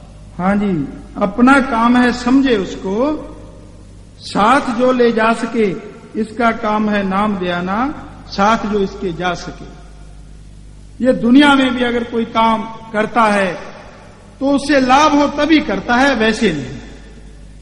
पर भाई इन धंधों में से कोई भी चीज हमारे साथ जाने वाली नहीं, सिवाय नाम के, प्रभु की भक्ति के। चाहे हम कितना ही धंधा करते रहे, जितना मर्जी इकट्ठा करो। सिकंदर जो था बादशाह, सारे देश पे, सारे संसार पे राज करना चाहता था। तो वो एक बार कहीं शिकार खेलने के लिए गया, वहां पे उसे बुखार हो गया। ज्यादा बुखार होने पे उसे लिटाया गया धरती पे। तो उसके जो वजीर थे, हकीम थे साथ, वो उसके पास आ गए। वो कहने लगा, जी मेरे को पानी की घूंट चाहिए। उन्होंने सभी नौकरों को दौड़ाया, कहीं भी नजदीक पानी नहीं था। तो वो कहने लगा, चलो पानी नहीं है, मुझे मेरी माता से मिला दो, मैं आपको अपना आधा राज्य दे दूंगा, मुझे मेरी माता से जो कोई मिला दे। वो कहने लगे, राजन जब हमें एक घूंट पानी नहीं मिल रहा, आपकी माता तो यहां से बहुत दूर है, हम उसे नहीं मिला सकते। तो वो कहने लगा, चलो पानी की जो कोई घूंट मुझे पिला देगा उसे मैं सारा राज्य दे दूंगा, सारा राज्य। वो कहने लगे, मुश्किल है, पानी मिला नहीं तो हम आपको जरूर पिला देते। उसका आखिरी समय आ चुका था। तो वो जब मरने लगा तो कहने लगा, चलो ठीक है, फिर मेरी बात सुनो कि जब मैं मर जाऊं, अब कुछ श्वास मेरे रह रहे, मैं मर रहा हूं तड़फ के, तो एक बात करना, जब मेरी अर्थी लेके जाओ, मेरे हाथ और मेरे पांव नंगे कर देना, कपड़ा मत डालना उन पे। क्यों? ताकि दुनिया देख सके कि मैं बादशाह था, सारे संसार का बनना चाहता था, बड़ी दौलत थी, बड़ी फौज थी, लेकिन जब मैं गया तो खाली हाथ और नंगे पांव। और क्या कहते जाना है? नंगे पांव है, खाली हाथ है, जुल्म साथ है, कि जो मैंने जुल्म किया वो ही साथ ले जा रहा हूं और कुछ भी नहीं। तो भाई हम किस पे अहंकार करें? उससे ज्यादा धन दौलत तो हमारे पास नहीं है। तो फिर कौन सा धन है जो हमारे साथ रहे, हमेशा साथ दे? राम नाम का धन, प्रभु की भक्ति जितनी हम करेंगे उतना ही ये बढ़ती जाएगी। और ना ही इस धन को कोई चोर उठा के ले जा सकता है, ना ही कोई अग्नि जला सकती है, ना ही पानी डुबो सकता है, और ना ही ये हवा में उड़ सकता है। ऐसा धन है। हाँ जी, यही बताया है।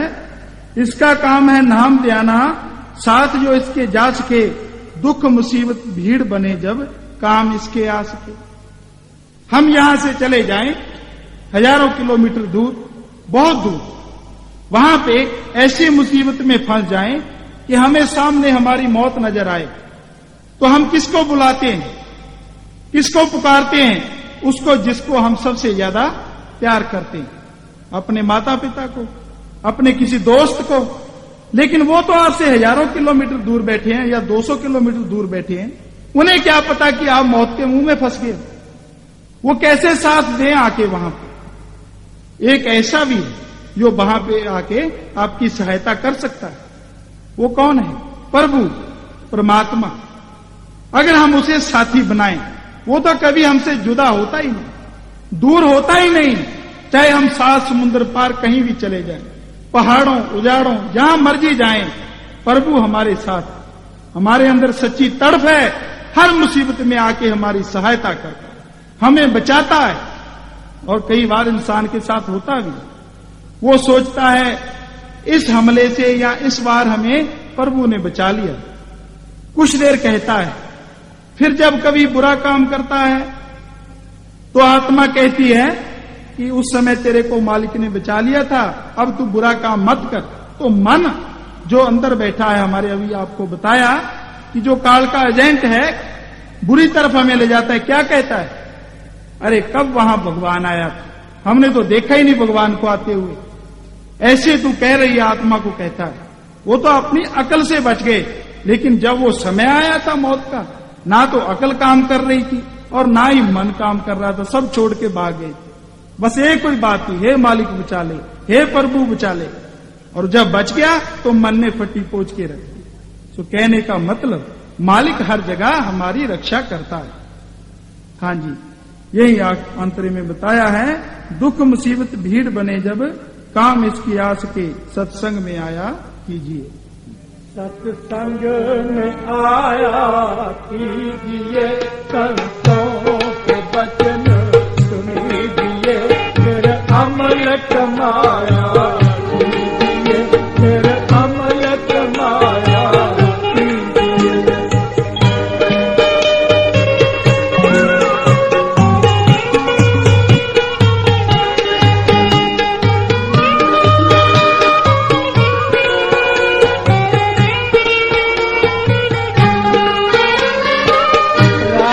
साहूकार से स्वार्थों की पूंजी लाया है, राम साहूकार से स्वार्थों की पूंजी लाया है।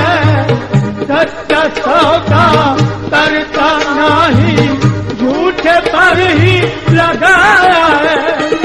पूंजी कीमती खोदी सारी, नफा न कुछ भी कमाया है।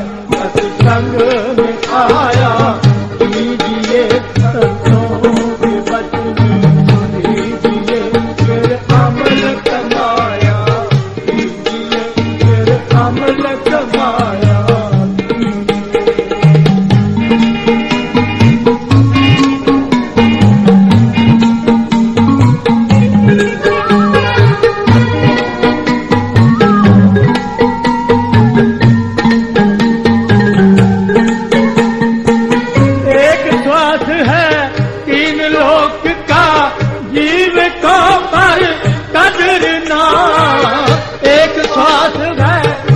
लोक का जीव को पर कदर ना। 5 चोर है हर दम लूटे, इसको कोई खबर ना। 5 चोर है उसको ऐसे आके भी जो नजर ना। सत्संग में आया कीजिए, संतों के वचन सुनिए, अमल कमाया कीजिए, फिर अमल कमाया कीजिए।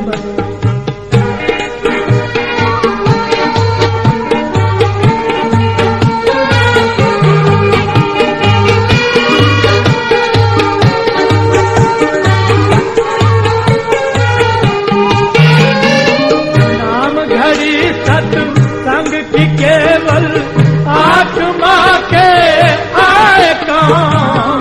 नाम घड़ी सत्संग की केवल आत्मा के आए काम। सब रोगों की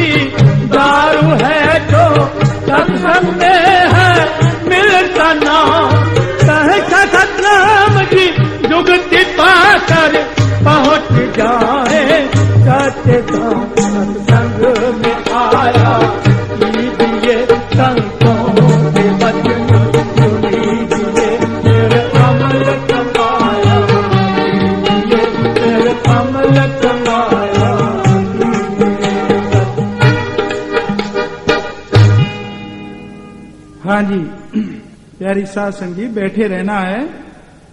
मन की बात आपको अभी बता रहे थे कि मन, परम पिताजी आम समझाया करते कि सारी इस लोक में, एक लोक की बात ही लो, लाखों करोड़ों की तादाद में वकील काम कर रहे हैं, लेकिन फिर भी उनके पास इतना काम आता है कि वो पूरे नहीं आ रहे, यानी काम उनसे बढ़ रहा है। दूसरी तरफ काल ने एक मन वकील ऐसा फिट किया है कि सारी त्रिलोकी का अकेला ही काम कर रहा है। कभी भी आत्मा अंदर से हमारे पुकारती है कि हमें अच्छा काम करना चाहिए, तो मन क्या कहता है, अरे क्या तू एक अच्छा काम करने लग जाएगा तो क्या सारे भक्त बन जाएंगे? जब सारी दुनिया कर रही है तू भी करता रहे। और फिर देखो, कभी सर्कस सिनेमे में जाता है इंसान, तो एक इंसान अगर उठने लगता है कि अब चलें भाई, मैं रफा हाजत के लिए यानी पेशाब वगैरह करने के लिए बाहर जाने चाहता है, तो दूसरा हाथ पकड़ के बैठा लेता है, अरे बैठ जा, 5 रुपए खर्च भी किए हैं, 10 रुपए। अगर तू चला गया, जो सामने आइटम है, सीन आ रहा है, वो उससे देखने को रह जाएगा। और यहां सत्संग में, क्योंकि मन से लड़ने का तरीका बताया जाता है, तो मन क्या कहता है, बहुत हो गया जी, बहुत देर हो गई, हुआ चाहे घंटा ही है, इतना समय हो गया, अब तो कोई ना कोई बीड़ी पी लें, थोड़ा जाके पेशाब वगैरह कराएं, वहां चलें। यानी दौड़ता है, भागता है सत्संग छोड़ के, पर मालिक का नाम ऐसा है कि वो छोड़ने नहीं देता कुछ, इसको बुरी तरफ से मोड़ के अच्छाई की तरफ ले जाता है। तो ये बताया है, राम शाहूकार से श्वासों की पूंजी लाया है, सच्चा सौदा करता नहीं, झूठे पर ही लगाया है। इस बारे में बताया है महापुरुषों ने। तैनू कल्या सी लाल खरीदने नू ते तू कोलियां दे ढेर ला बैठा, हुक्म सी नाम कस्तूरी खरीदने दा, हिंग जवैन दे ढेर तू ला बैठा, उस शाह नू की जवाब देवें जिस दी रकम तू खर्च करा बैठा, साई लोका तेरी कही सुदागरी होए, राम हट्टी दे चोर बहा बैठा। हाँ जी, राम शाहूकार से श्वासों की पूंजी लाया है, सच्चा सौदा करता नहीं, झूठे पर ही लगाया। कि उस राम शाहूकार से, उस प्रभु से, परमात्मा से हम बहुत कीमती पूंजी लेके आए। कौन सी? श्वासों के रूप में। कबीर साहब ने कहा है, कबीरा सोया क्या करे, जागन की कर चौंक, ए दम हीरा लाल है, गिन गिन गुर को सौंप। कहता हूं कह जात हूं, कहूं बजावत ढोल, श्वासा बिरथा जात है, 3 लोक का मोल। यानी एक श्वास को 3 लोक के बराबर कहा है। इंसान की बुद्धि सीमित है, वो सोचता है त्रिलोकी का मोल कैसे बता दिया। वो ऐसे भाई कि जिस एक श्वास में हम प्रभु की भक्ति करने का तरीका जान लें, वही एक श्वास हमारी मुक्ति का कारण बन जाता है, मोक्ष का कारण बन जाता है। वो आत्मा कभी भी 84 लाख दिया जून में नहीं भटकती। इसलिए एक श्वास को त्रिलोकी का मोल कहा है। कई कहते हैं कि जब इंसान आता है कुछ लेके नहीं आता, और जब जाता है कुछ लेके नहीं जाता। बाहरी रूप से देखा जाए बिल्कुल सत्य है, पर रूह की तरफ देखा जाए तो कुछ बात और भी बनती है। वो ये कि जब आत्मा आती है, सबसे पहले 5 तत्व का ये पुतला लेके आती है। 5 तत्व का पुतला शरीर जो हमारा है, इसमें है पृथ्वी, वायु, जल, आग और आकाश। 5 तत्व का पुतला शरीर ये लेके आती, और इसके साथ साथ लाती है श्वास, जिसका एक श्वास का मोल त्रिलोकी बताया। और रोज के 24,000 श्वास हैं, 24,000। कितनी कीमती पूंजी, बहुत। और करना क्या था इस पूंजी से? सच का सौदा, सच्चा सौदा करना था, ताकि ये पूंजी बर्बाद ना हो। उदाहरण के तौर पे दुनियावी पूंजी दौलत जो है हम इकट्ठी करते हैं, 1,00,000 2 लाख रुपया कहीं पे लगाया और उसमें आगे घाटा पड़ जाए, यानी 1,00,000 रुपए का घाटा पड़ जाए, तो इंसान पागलों की तरह हो जाता है, पागलों की तरह। कितनी कितनी देर तक उस 1 लाख रुपए के लिए रोता रहता है, मेरा क्यों नुकसान हो गया। अरे कभी अपने जो श्वास इतने कीमती बताए हैं उनके लिए कभी रोए हो? कभी सोचा है कि हे मालिक ये क्या हो गया, हमारे सारे श्वास ही राम नाम की भक्ति के बिना व्यर्थ चले गए? कभी सोचा, विचार किया? नहीं जी, क्योंकि ये पूंजी हमें पता नहीं चल रही कि इतनी कीमती है। और जब आप नाम लोगे, मालिक की भक्ति करने का तरीका जानोगे, इस पे चलोगे, तब पता लगेगा एक एक श्वास जिसमें आप नाम जपते हो कितना आपको आनंद देता है, कितनी आपको खुशी देता है। बजाय विषय विकारों में पड़ने के, बुरे काम करने के, आप जितने श्वास दूसरों की सेवा करने में लगा सकते हो, आप जितने श्वास परमात्मा की याद में लगा सकते हो, लगाओ। कोशिश करो, आप नौकरी पेशा हो, दफ्तरी काम करते हो, जब भी सुस्ताते हो, बजाय किसी दफ्तर वाले की बुराई करने के, क्यों ना मालिक की भक्ति की जाए जिससे हमें शांति भी मिले। या बजाय सोने के, क्यों ना मालिक को याद किया जाए। जब हम लेटते हैं, सोते हैं, नींद हमें आ नहीं रही होती, तो हम सोचते हैं तरह तरह के दुनियावी पदार्थ, ये मिल जाएगी हमें, वो मिल जाए। 100 बड़ा कहता है मालिक अगर मेरे को रोज का 1000 मिलने लग जाए, क्या तेरे फर्क पड़ता है? 1000 पा लिया, फिर कहता है मालिक 1,00,000 रुपया दे देना, मैं लखपति हो जाऊं, तेरे क्या पेट में दर्द होता है? मालिक को उलाहने देता है। यानी तमन्ना जो इच्छा है वो भरती नहीं, बढ़ती चली जाती, बढ़ती चली जाती। और उसकी बजाय अगर हम प्रभु की भक्ति करें, मालिक को याद करें, उससे जो सुख हमें मिलेगा वो हम ही जान सकते हैं, दूसरा कोई नहीं। पापों और जुल्म से कमाया हुआ धन जितना बढ़ता है, जितना ज्यादा होता जाता है, उतनी ही हमारी आत्मा तड़पती है, आत्मा को बेचैनी होती है। किसी के पास ज्यादा धन हो जाए पापों के द्वारा कमाया हुआ, तो उसे फिक्र पड़ती है सबसे पहले अपने परिवार की, कि कोई नुकसान ना पहुंचा दे।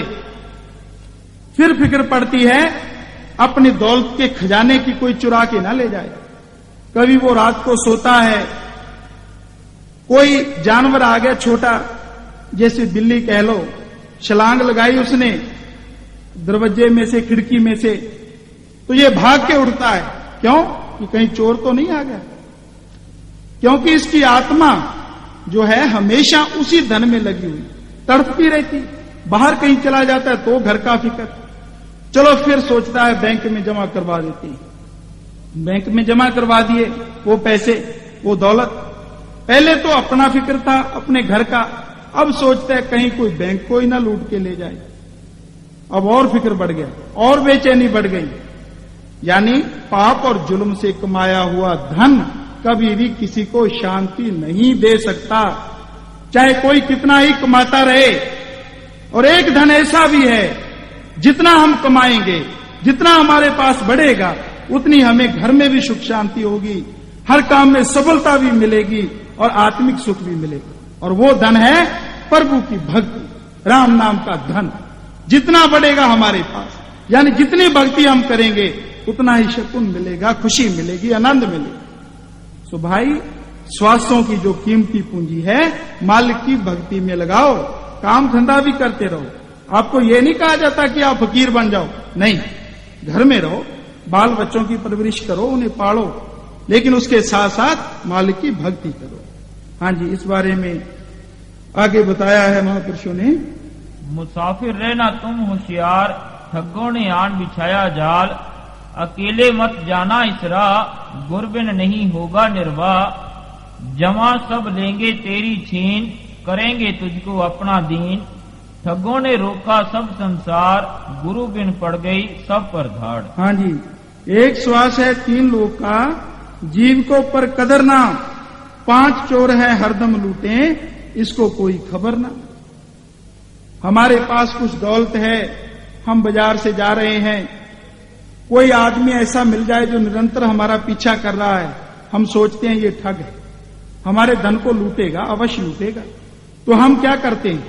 कानून की सहायता लेते हैं, जहां बचाते हैं जैसे भी हम धन बचा सकें उस चोर से। एक तरफ तो हम इतना कुछ करते हैं, दूसरी तरफ हमारे श्वासों की कीमती पूंजी को 5 चोर दिन रात लूट रहे हैं, चाहे हम जागते हैं चाहे सोते हैं।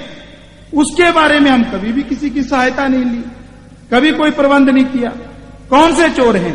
काम, क्रोध, लोभ, मोह, अहंकार, ये पांचों चोर। किसी को क्रोध सता रहा है, क्रोध में अंधा होकर ऐसा काम कर जाता है कि बाद में सिवाय पश्चाताप के कुछ हासिल नहीं होता।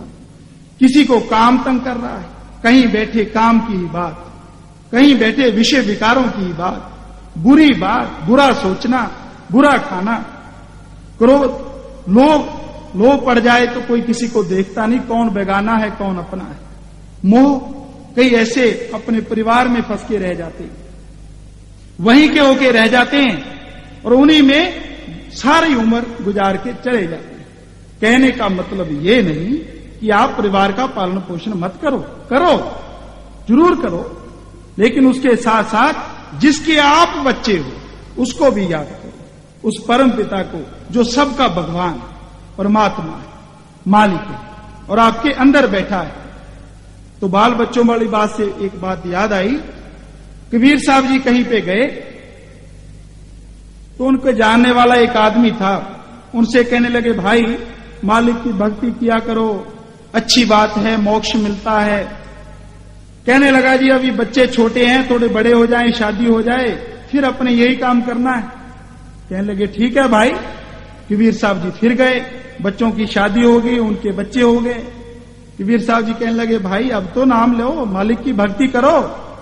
कहने लगा, जी क्या बताएं, बच्चे अपने धंधे में लग जाते हैं, इनके बच्चों को कौन पाले, मैं इनका पालन पोषण करूंगा, फिर देखेंगे।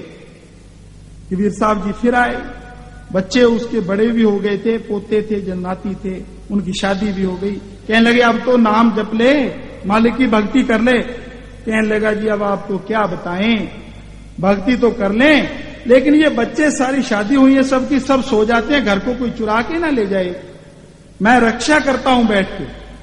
कबीर साहब जी कहने लगे, चलो ठीक है, फिर देखेंगे। कुछ समय के बाद कबीर साहब जी फिर आए, फिर कहने लगे, कोई आदमी मिला उन्हें नौजवान कि यहां पे एक बुजुर्ग रहते थे, वो कहां चले गए भाई? तो वो कहने लगा, जी वो तो मर गए, काफी समय हो गया।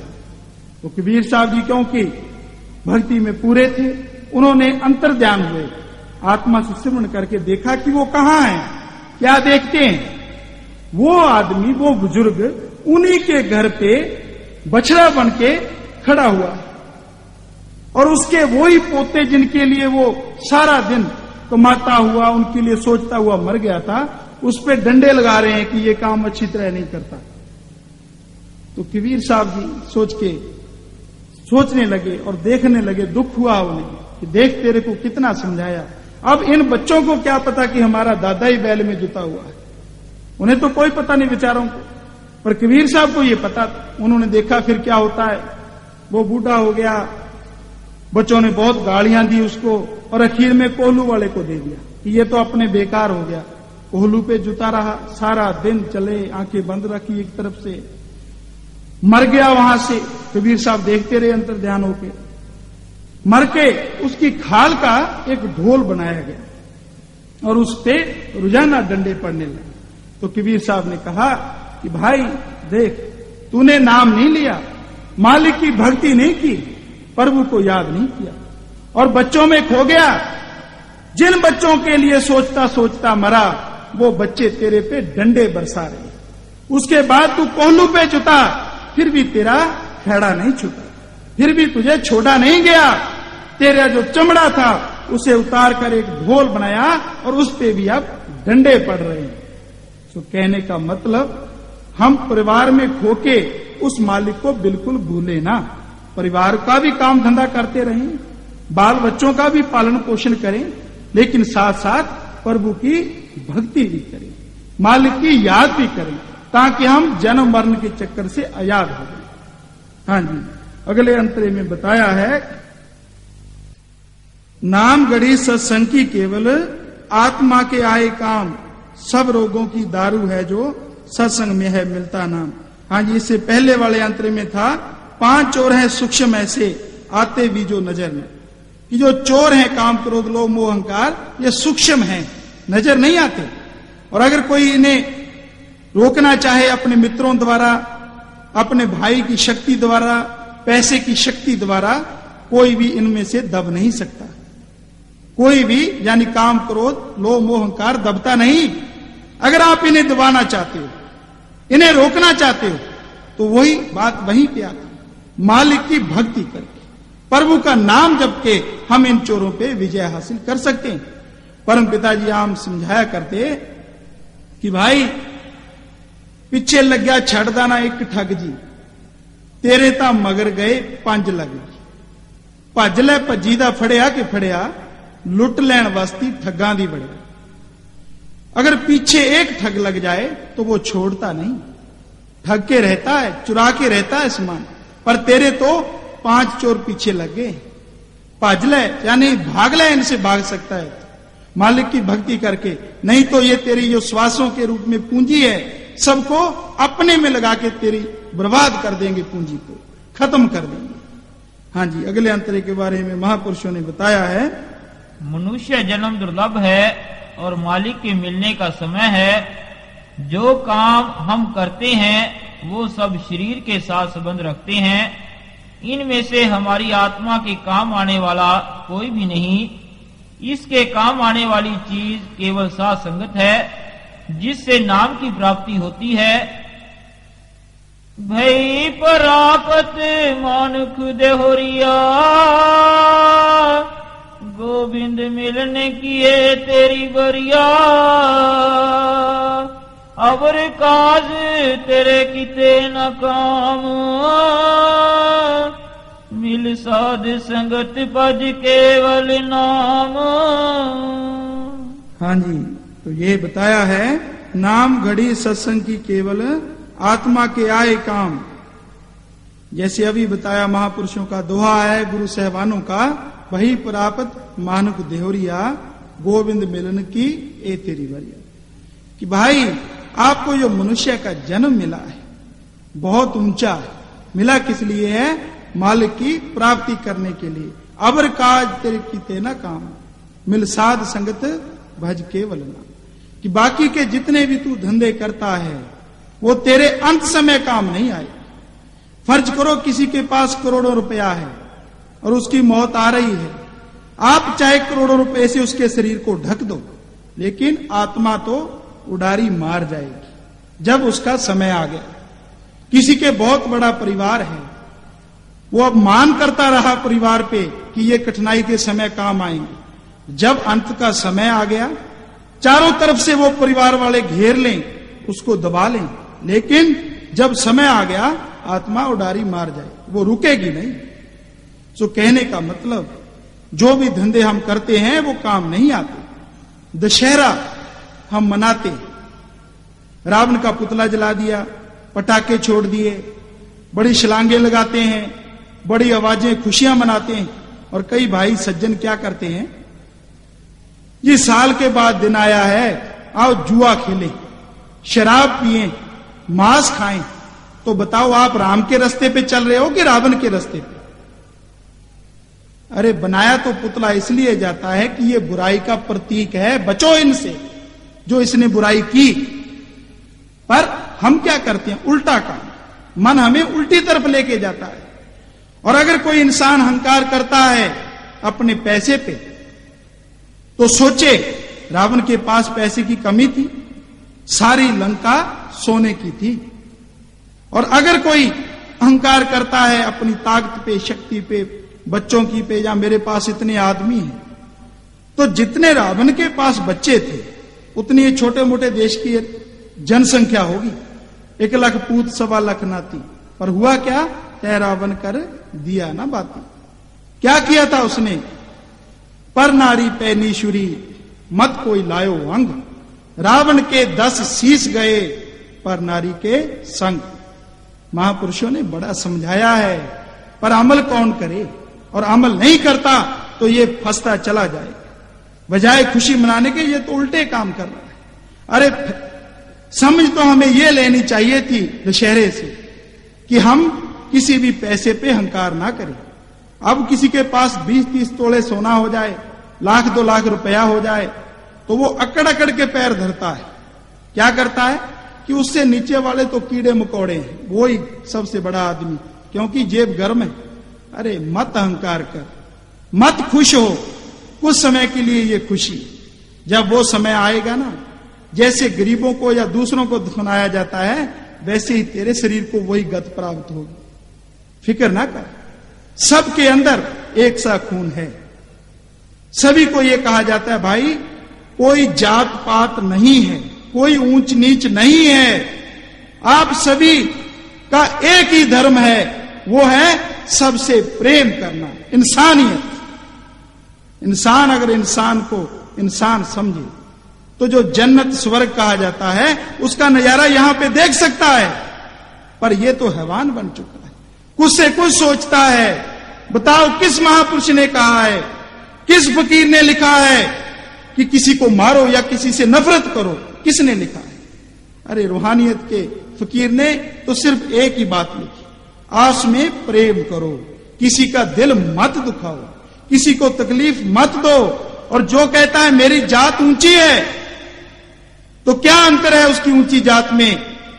गरीबों के अंदर लाल खून चलता है नाड़ियों में, और अब जो कहता है मेरी ऊंची जात है, नीची जात वालों के खून चलता है लाल। जो कहता है मेरी ऊंची जात है, हम उसको मान ले कि तेरी ऊंची जात है, अगर वो नाड़ियों में बहता हुआ घी या दूध दिखा दे, उसके भी लाल खून क्यों बग रहा है? वही खून जो नीची जात वालों के बग रहा है। क्यों है ऐसा? कभी सोचा हमने? नहीं। अरे हमारे जो हड्डियां हैं ऊंची जात वालों के, क्या नीची जात वालों के अलग हैं या हमारे अलग हैं? कोई, सबके अंदर एक सी हड्डियां और एक सा चमड़ा लपेटा हुआ है सबके अंदर। सब वही काम करते हैं। हां, जैसा कोई धंधा करता है वैसा नाम पड़ जाता है, पर नफरत मत करो किसी से। वो भी उसी परमात्मा का बनाया हुआ है जिसके आप बनाए हो। फर्क सिर्फ इतना है कि आपके कोई पिछले अच्छे कर्म हैं जिनकी वजह से आप यहां सुख अनुभव कर रहे हैं, और जो गरीब आदमी है, जो नीच जाति का है, उसका कोई ऐसा कर्म है जिसकी वजह से वो यहां पे दुख झेल रहा है। और अंतर कोई नहीं, सबके हृदय के अंदर वही भगवान है। अरे एक तरफ तो हम छोटी सी बात के लिए झगड़ते हैं। उदाहरण के तौर पे ये माइक है, माइक किसी ने तो बनाया है इसको, एक इंसान ने इसे बनाया, और वही इंसान इसको बना के यहां पे रख दे और खुद कहे हे तू मेरा भगवान है, तू मेरा परमात्मा है। क्या उस पे हंसी नहीं आती कि उसने खुद तो अपने हाथों से तो इसको बनाया अभी अभी तो, और अभी अभी उसे भगवान मानने लग गया। इसका मतलब तो यह हुआ कि भगवान ने हमको नहीं बनाया, भगवान को बनाने वाले हम हैं। जब हम भगवान को बना सकते हैं, फिर तो जितने जी चाहे बना दे। हमारे बच्चे अलग हों, हर एक बच्चे को एक भगवान दे दिया, ले भाई तू अलग हो रहा है, चक ये भगवान तू ले जा, ये भगवान तू ले जा। अरे फिर तो भगवानों की बाढ़ आ जाएगी। ऐसा है नहीं। वास्तव में सच्चाई ये है कि हम मन के पीछे लग के ऐसा कर रहे हैं। अरे ढूंढना चाहते हो, तलाशना चाहते हो, तो उसकी तलाश करो जिसने हमें बनाया है, ना कि जिसको हमने बनाया। जिसने हमें बनाया, हमारे अंदर ऐसी आत्मा डाल दी जिसको कोई पकड़ नहीं सकता, अपनी अकल से, अपनी बुद्धि से उस परमात्मा की खोज करो अगर करना चाहते हो। और वो आपके अंदर बैठा है, हृदय के अंदर, कहीं बाहर नहीं है। और हम झगड़ पड़ते हैं छोटी छोटी बातों की, और क्या करते हैं, किसी को मार देते हैं एक बात के लिए। अरे जो चीज हम बना सकते हैं, हमारी बनाई, उसे हम जी चाहे जब चाहे बना सकते हैं। क्या जिसको हमने मारा उसको जीवित कर सकते हैं? जान डाल सकते हैं हम? नहीं। इंसान के वश में ये नहीं है कि वो किसी को जीवित कर दे। जिस दिल में मालिक रहता है, भगवान रहता है, उसको तोड़ के हम अपने हाथों वाली चीज के पीछे लड़ रहे हैं। ऐसा मत करो। सबसे प्रेम करो। कोई अंतर नहीं है आदमी आदमी में, सब एक ही परमात्मा से बन के आए। सोने का एक बड़ा डला है, बहुत बड़ा, एक स्वर्णकार है सुनार, उसे घड़ के तरह तरह के गहने बना देता है, अंगूठी बना दी, शाप कोई और बना दिया, हार बना दिया, चूड़ी बना दी, पर डला तो वो एक ही था ना सोने का। और अब उसको फिर से गर्म करें तो वो फिर एक डला बन जाएगा। सो भाई, आत्मा जो सबके अंदर है वो एक ही परमात्मा से बन के आई। यहां पे चाहे कुछ बनते रहो, जब दोबारा गर्म यानी शरीर को छोड़ेगी तो सिर्फ आत्मा ही जाएगी, कोई जाएगा नहीं, बड़ा या ऊंचा या नीचा छोटा कुछ नहीं जाएगा। और फिर देखो, अगर हम मानते हैं सच्ची बात लगती तो मिर्चों की तरह है। परमपिता जी सुनाया करते कि सच मिर्च और जो झूठ है वो गुड़ के समान लगता है, पर सच तो सच रहता है। आप ख्याल करो, ध्यान दो कि जब बच्चा पैदा होता है, क्या उसके माथे पे ये लिखा होता है कि वो हिंदू है, मुस्लिम है, ईसाई है? नहीं लिखा होता किसी के भी माथे पे। फिर हमने कैसे बना लिया कि ये वो बन गया। और उदाहरण के तौर पे हम अपने समाज से, हिंदू समाज से जन्म लेते ही एक बच्चे को ईसाई समाज में ले जाएं, ईसाई के घर पे छोड़ दें, तो बड़ा होके वो क्या बनेगा? ईसाई बनेगा ना, हिंदू नहीं बनेगा वो। क्यों? क्योंकि उसने उसी समाज से शिक्षा ली, उसको जैसा बनाएगा वैसे ही बनेगा ना। और इसी तरह से ईसाई को, बच्चे को जन्म लेते ही हम अपने घर ले आए, हिंदू घर में ले आए, परिवार में, क्या वो ईसाई बनेगा? नहीं, वो हिंदू बनेगा। यानी जब बच्चा पैदा होता है वो कोई जात नहीं होती, उसकी ऊंच नीच नहीं होती, वो सिर्फ इंसान होता है। इंसान मालिक ने पैदा किया है। सो किसी से नफरत मत करो, सभी एक ही मालिक के बच्चे हैं। प्रेम करो भाई, प्रेम। अरे नफरत करनी है तो अपने अंदर जो बुराइयां भरी पड़ी हैं उनसे करो। अरे झगड़ा करना है तो अपने मन से करो, जो ये लड़ाइयां करवाता है, जो नफरत फैलाता है, इंसान का या किसी का दिल मत दुखाओ। हां जी, नाम जो है जब हम लेते हैं तभी पता चलता है कि किसी का दिल नहीं दुखाना चाहिए। और ये नाम सब रोगों की दवाई है। नाम जो है, प्रभु की भक्ति जो है, इस बारे में बताया है महापुरुषों ने। नाम के अनेकों ही फल गुरबाणी में वर्णन किए हैं। नाम रूहानी जिंदगी की रोटी है, जिससे आत्मा बलवान होती है।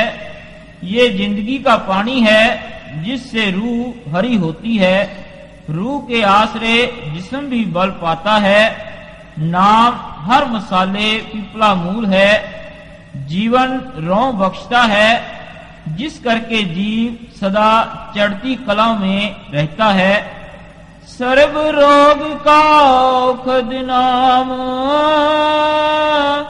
कल्याण रूप मंगल गुण गाम। हाँ जी, सब रोगों की दारू है जो सत्संग में है मिलता नाम। सत्संग में से जो मालिक की भक्ति करने का तरीका मिलता है, विधि मिलती है, वो उन रोगों की भी दवाई है जो हमारे को लगे हुए हैं लेकिन हम देख नहीं रहे। कौन से? वही जो पहले बताए, काम, क्रोध, लोभ, मोह, अहंकार। इनमें से कोई ना कोई रोग हर एक को लगा हुआ है। इसके पीछे लग के कभी ना कभी, किसी ना किसी समय पे इंसान कुछ ना कुछ कर बैठता है जो गलत है। सो इन रोगों को भी खत्म करता है प्रभु का नाम। आपने चाहे पीछे कितने भी पाप अपराध किए हैं, उनको अगर कोई बख्श सकता है, खत्म कर सकता है, तो परमात्मा, किसी इंसान के बस में नहीं है। और परमात्मा बख्शेगा तब जब हम परमात्मा को बुलाएंगे। जैसे 1000 मन घास का ढेर है सूखा, और छोटी सी चिंगारी आग की उसमें घेर दें तो वो जल के राख हो जाता है। वैसे ही भाई, आपने अपनी पिछली जिंदगी में चाहे जितने मर्जी पाप किए हो, जब आप प्रभु की भक्ति करोगे, प्रभु का नाम जपोगे, तो उन पापों को ये नाम जला के घास की तरह राख कर देता है। ये नाम में ताकत है और इंसान ही नाम को पा सकता है। सो भाई, नाम में बड़ी शक्ति है। तो ये कहा है ना कि सभी रोगों की दवाई है। अभी अभी पीछे एक बीबी आई फरीदकोट से, शायद उसका नाम पता नहीं क्या है, पीछे अभी 2-3 दिन हुए, तो उसने बताया जी मैं ठीक हो गई, वो पहले आई थी कुछ समय, 20-25 दिन या महीना पहले। तो वो कहने लगी जी डॉक्टरों ने मेरे को कहा है तुझे कैंसर है। चंडीगढ़ से वो आई थी। तो पूछने लगी जी अब मैं क्या करूं। तो उसे कहा भाई जो तेरे को नाम मिला है ना प्रभु का, मालिक का, उसकी भक्ति किए जा। यहां दवा काम नहीं करती, वहां दुआ काम कर जाती। अब मालिक की भक्ति करो, मालिक जाने उसका काम जाने। वो गई डॉक्टर साहबानों के पास, उन्हीं के पास जिनके पास पहले गई थी। तो वो कहने लगे लगता तो कैंसर नहीं है। पहले एक्सरे भी लिए, अल्ट्रासाउंड भी किया, सब में कैंसर 90% उन्होंने कहा कि है।